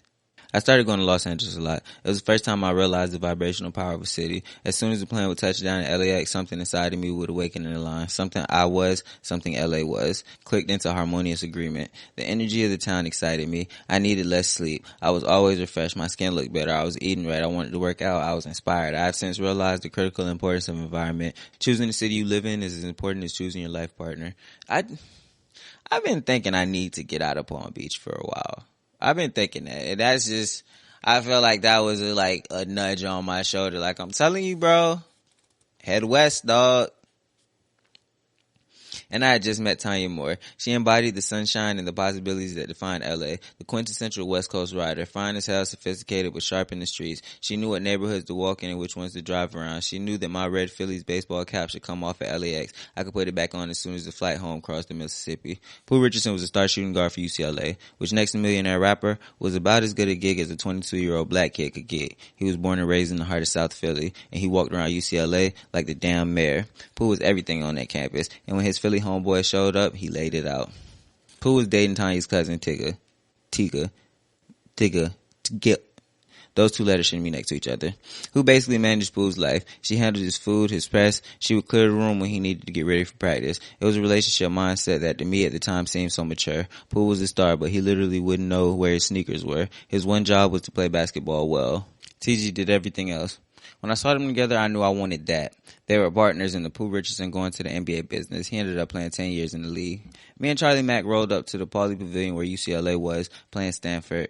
We saw Pooh in the locker room after the game. Philly is in the building, he screamed. The first thing Philly do notice is one of his homeboys moves to another city as how bad his fade haircut look. Philly is known for the fade. We invented it, and we do it right. I done seen some very, very questionable fades on Will Smith's head. Like and I'm sure it won't be hard to find a picture, but I've seen Will Smith's fade sometimes and been like, yo, barbers didn't really start doing a good job till like 2003. I be talking so much trash. I'm just like these people who think their era is just the best. But like, bro, I done seen some fades that he shouldn't have got away with. That's all I'm gonna say. He be clean now. His hairline be looking nice. He got a little thin spot on the top, but we ain't gonna talk about that. I'm just saying. His fade back in the G used to be kind of questionable sometimes. Yo man, your barber's slipping, I said obligatorily. I probably would have said it no matter what he looked like. When you're from Philly and somebody gets their hair cut in another city, you have to say it looks bad. Yeah, we haven't figured that one out yet here, Pooh joked, touching the side of his fade. If really you have to say something like that too. He introduced me to TG and her cousin Tanya. I must have been too obvious in my appreciation of Tanya's beauty because Pooh grabbed the towel and he held it to my mouth. Yo man, you slobbering. I don't want you to slip and fall on your spit. I shoved the towel away, slightly embarrassed, but keeping my smile and charm on blaze. Come on man, go ahead with that shit. I laughed, turned and introduced myself to Tanya. There must be something in the water in Philly, Tanya said. They're growing y'all real nice out there, Pooh jumped in. Yo, Tanya, I'm telling you, this nigga's the next one. You better lock him up now because he's going from here to the moon. I was thinking, lock me up. Shit, she had me at real nice. I heard when you get involved in Hollywood, it exposes you to things. You feel me? It makes you callous and hardened by the realities of how dark and gritty life could get sometimes. And I don't get that from Will. I don't get that from Will. I'm getting this impression that he's still that 12-year-old that I really didn't enjoy reading about earlier in the book. Somewhere in his subconscious, and that part of his subconscious controls far too much of his actions and decision making. Like, it really does. It really does. And it's embarrassing at this point. It is really, come on, bro. Have some coof. Think of the rappers today. Imagine them meeting some woman and they at that moment already decide that she got him just cause they said that in Philly they make them real nice. What does that mean? I thought she was gonna say something about him being tall. You feel me? Will's like freaking 6'2", 6'3", something like that, and then he's with a UCLA basketball player. Like, that was what I was assuming. That's probably what she meant. That's probably what she meant, and he all taking it out of context and stuff, already in love. Like, bro, relax. JL was the only one of my friends who had ever seen me cry. On the train ride to New York one day, I had broken down when I told him the story about Melanie sobbing into his chest. JL is not an emotional guy, and I was not holding back. He would later tell me that in that moment, he devoted his life to me. JL said he knew he needed to protect me. That's suspect. JL pulled me up one day. Hey man, you get into a lot of fights lately. What's up? There was a couple of months stretch where I literally got into a fight every weekend. I'm not sure if it was knowing that Bucky had my back or that Charlie Mack was standing right beside me or if it was the only elixir that could satiate my raging heart. But I started sucker punching everybody and anybody who even looked at me sideways. I was angry because even a Grammy, millions of dollars, and a candy apple I rock didn't even begin to fill the holes inside of me. The thing about money, sex, and success is that when you don't have them, you can justify your misery. Shit, if I had money, sex, and success, I feel great. However misguided that may be, it psychologically permeates as hope. But once you are rich, famous, successful, and you're still insecure and unhappy, the terrifying thought begins to lurk. Maybe the problem is me. Of course, I dismissed that foolishness quickly. I just needed more money, more women, more Grammys. Yes, bro, you're 20. That's all you need. That's all you need, bro. I assure you. To be honest, you don't even need two of those things. The record company was ready for our follow-up album to He's a DJ. 3 million records sold, first ever Grammy Award in rap, but this new album was going to smash all of that. JL wanted us to do a preliminary recording in Jeff's mom's house, whereas I had bought cars, clothes, and houses. Jeff had converted the basement into a Star Trek level home recording studio. JL thought it would be the most cost-effective approach to get our ideas down in Southwest Philly and then go for the final recording back in London. Jive owned the recording studios there and we got the preferred rates. But me and Jeff had other ideas. Jeff had heard of a famous recording studio in the Bahamas, Compass Point Studios in Nassau. He suggested we record there. After all, Mick Jagger, Grace Jones, David Bowie, Sade, and even Iron Maiden had all recorded at Compass Point. Since we were big time now and had a multi-platinum album of our own, it only seemed fitting that we recorded where multi-platinum artists record. Jeff couldn't wait to dig into the studio and check out the tech. I couldn't wait to check out the 2 massive casinos that had just been built in Nassau. We were hyped. JL protested, but he was outvoted 2-1. No filibusters in Jeff's mom's basement. That next Friday, we were off to the Bahamas, all 10 of us. I had never been to the Bahamas. It was 90 degrees and sunny when we landed. Our luggage and equipment got held up in customs, so we hit the beach, rum punching chicken fingers until the sunset. Then we hit the casino till sunrise, and that's how the recording of our new album went for about the first week or so. We had scheduled 6 weeks to record, and we had locked out the studio, meaning we had to pay whether we used it or not. Our first full session in the studio, day 9 in the Bahamas, was more like a night in the club. Jeff was DJing while we all sat around with girls and food and drinks. Occasionally I get up on the mic, more performing for the crowd than trying to innovate or create new music. After the first session, JL pulled Jeff and me aside and warned us that we were burning through $10,000 a day. And that if we didn't start recording, he was pulling the plug. Me and Jeff were kind of offended. You don't understand the creative process, I said. This environment, the people, all the stuff we're doing is our inspiration. Yeah, Jay, Jeff claimed. Don't block the flow. Just let us do what we do, and you do what you do, I said. JL nodded very slowly, as if to say, okay, I see how it is. 1 month and a couple $100,000 into our process, and the red recording light hadn't come on once. We had still not completed a single song. I guess JL was justified in doing what he did at the time. I couldn't believe he did it. I would never have done it to him, but I guess he felt the times were desperate, so he employed equally desperate measures. It was a Friday night. About 20 of us were lounging around in the studio. Our LA squad had flown in to help with the creative process. I was about 5 rum punches in, and I graduated beyond chicken fingers into jerk chicken, black beans, and rice. I guess it was hot in there because I had my shirt off. It doesn't matter how old you get. There are some childhood images that will always bring a chill down your spine or make your stomach drop. I was holding court in the middle of Compass Point Studio A when the door started to open. I first caught a glimpse of JL pushing the door wider and wider, then Daddy-O. The room froze. Those who knew, knew. The other guests, guessed. Daddy-O calmly took in the scene, his eldest son topless, rum punching, jerk chicken stinking up the room, Bahamian bikinis bouncing and misbehaving, and we were at work. To Daddy-O, this was Sodom and Gomorrah. He paused. Then, everybody get the fuck out, he said. I need to talk to Will and Jeff. We landed at Philadelphia International Airport at 2:38 p.m. I slept the entire flight. I don't remember takeoff or landing. I'm not sure if it's an actual medical condition, but I'm pretty certain I was in an embarrassment coma. James J.L. Lassiter had dropped a dime on me and tattled to my daddy. The whole shit was a debacle. But within 2 weeks, our third album, And in This Corner, was at least finished. In the tragic aftermath of his Grim Reaper-like appearance at Compass Point, Daddy-O made an aggressive but nonetheless convincing assessment of our behavior. You boys are fucking off an opportunity that most people can't even dream about. You got a major corporation financing your project, and you got girls and shit sitting around you in the studio. Keep your dick out them people's money. You can bullshit, just don't bullshit while you on the clock. This shit ain't gonna last forever. While Daddy-O's Bahamian intervention had saved us from further immediate catastrophe, the first domino had already been tipped. With no budget left, we quickly cobbled together the best tracks we could come up with, but there was no real vision or continuity to the album. Me and Jeff were unfocused and out of sync, and In This Corner was doomed from the start. Well, chapter 8 was... I love how he has the whole chapter about his shorty, like, smashing somebody else and him taking her back and their relationship deteriorating, and then he just throws in a picture book and changes the subject. Like, am I the only one who noticed? Like, bro, you not low at all. Like, it went from, oh yeah, me and Shorty don't have sex anymore to I be in LA a lot after 15 pages of pictures. Like, did you think we would forget? Man, that was cool. I'm gonna try to think of a way to title this without saying Will is a cuck. But, like, the title's probably gonna say Will is a cuck. I'm gonna have a little asterisk for the U, though, so YouTube's algorithm helps me out. I don't know about YouTube's algorithm, to be honest. Like, I don't know the intricacies of it, but you feel me? Somebody might see this one day. But yo, this was mad cool, you feel me? I don't have my phone right now, but I think bro name is Harold. Like, you feel me? Really officially a friend of the channel. He was saying he was curious about, like, how I was gonna think about certain things. If that's what you was talking about, bro, I am shocked and disgusted. I'm shocked and disgusted, dog. Like, disappointed, amused. But the book it's still straight though. It's just, man, bro, I can't do this, Will. I can't do this, man. Like, you're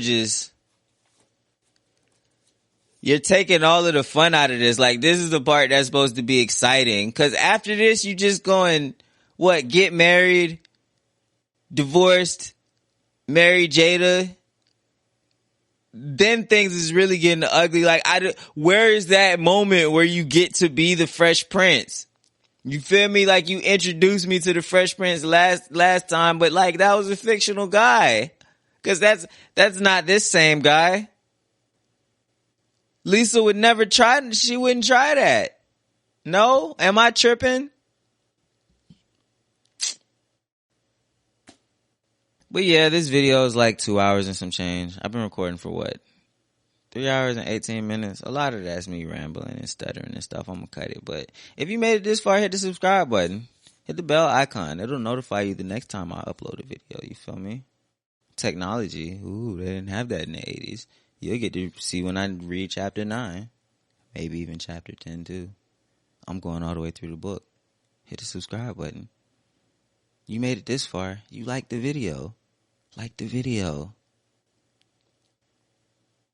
Right now. The microphone is my mistress, I head out, I'm just venting. Fix your mouth like a dentist and you get stopped like a sentence. These niggas pouting and bitching, I'm just counting my Benjamins. Ain't announcing my mission, I just come out with a victory.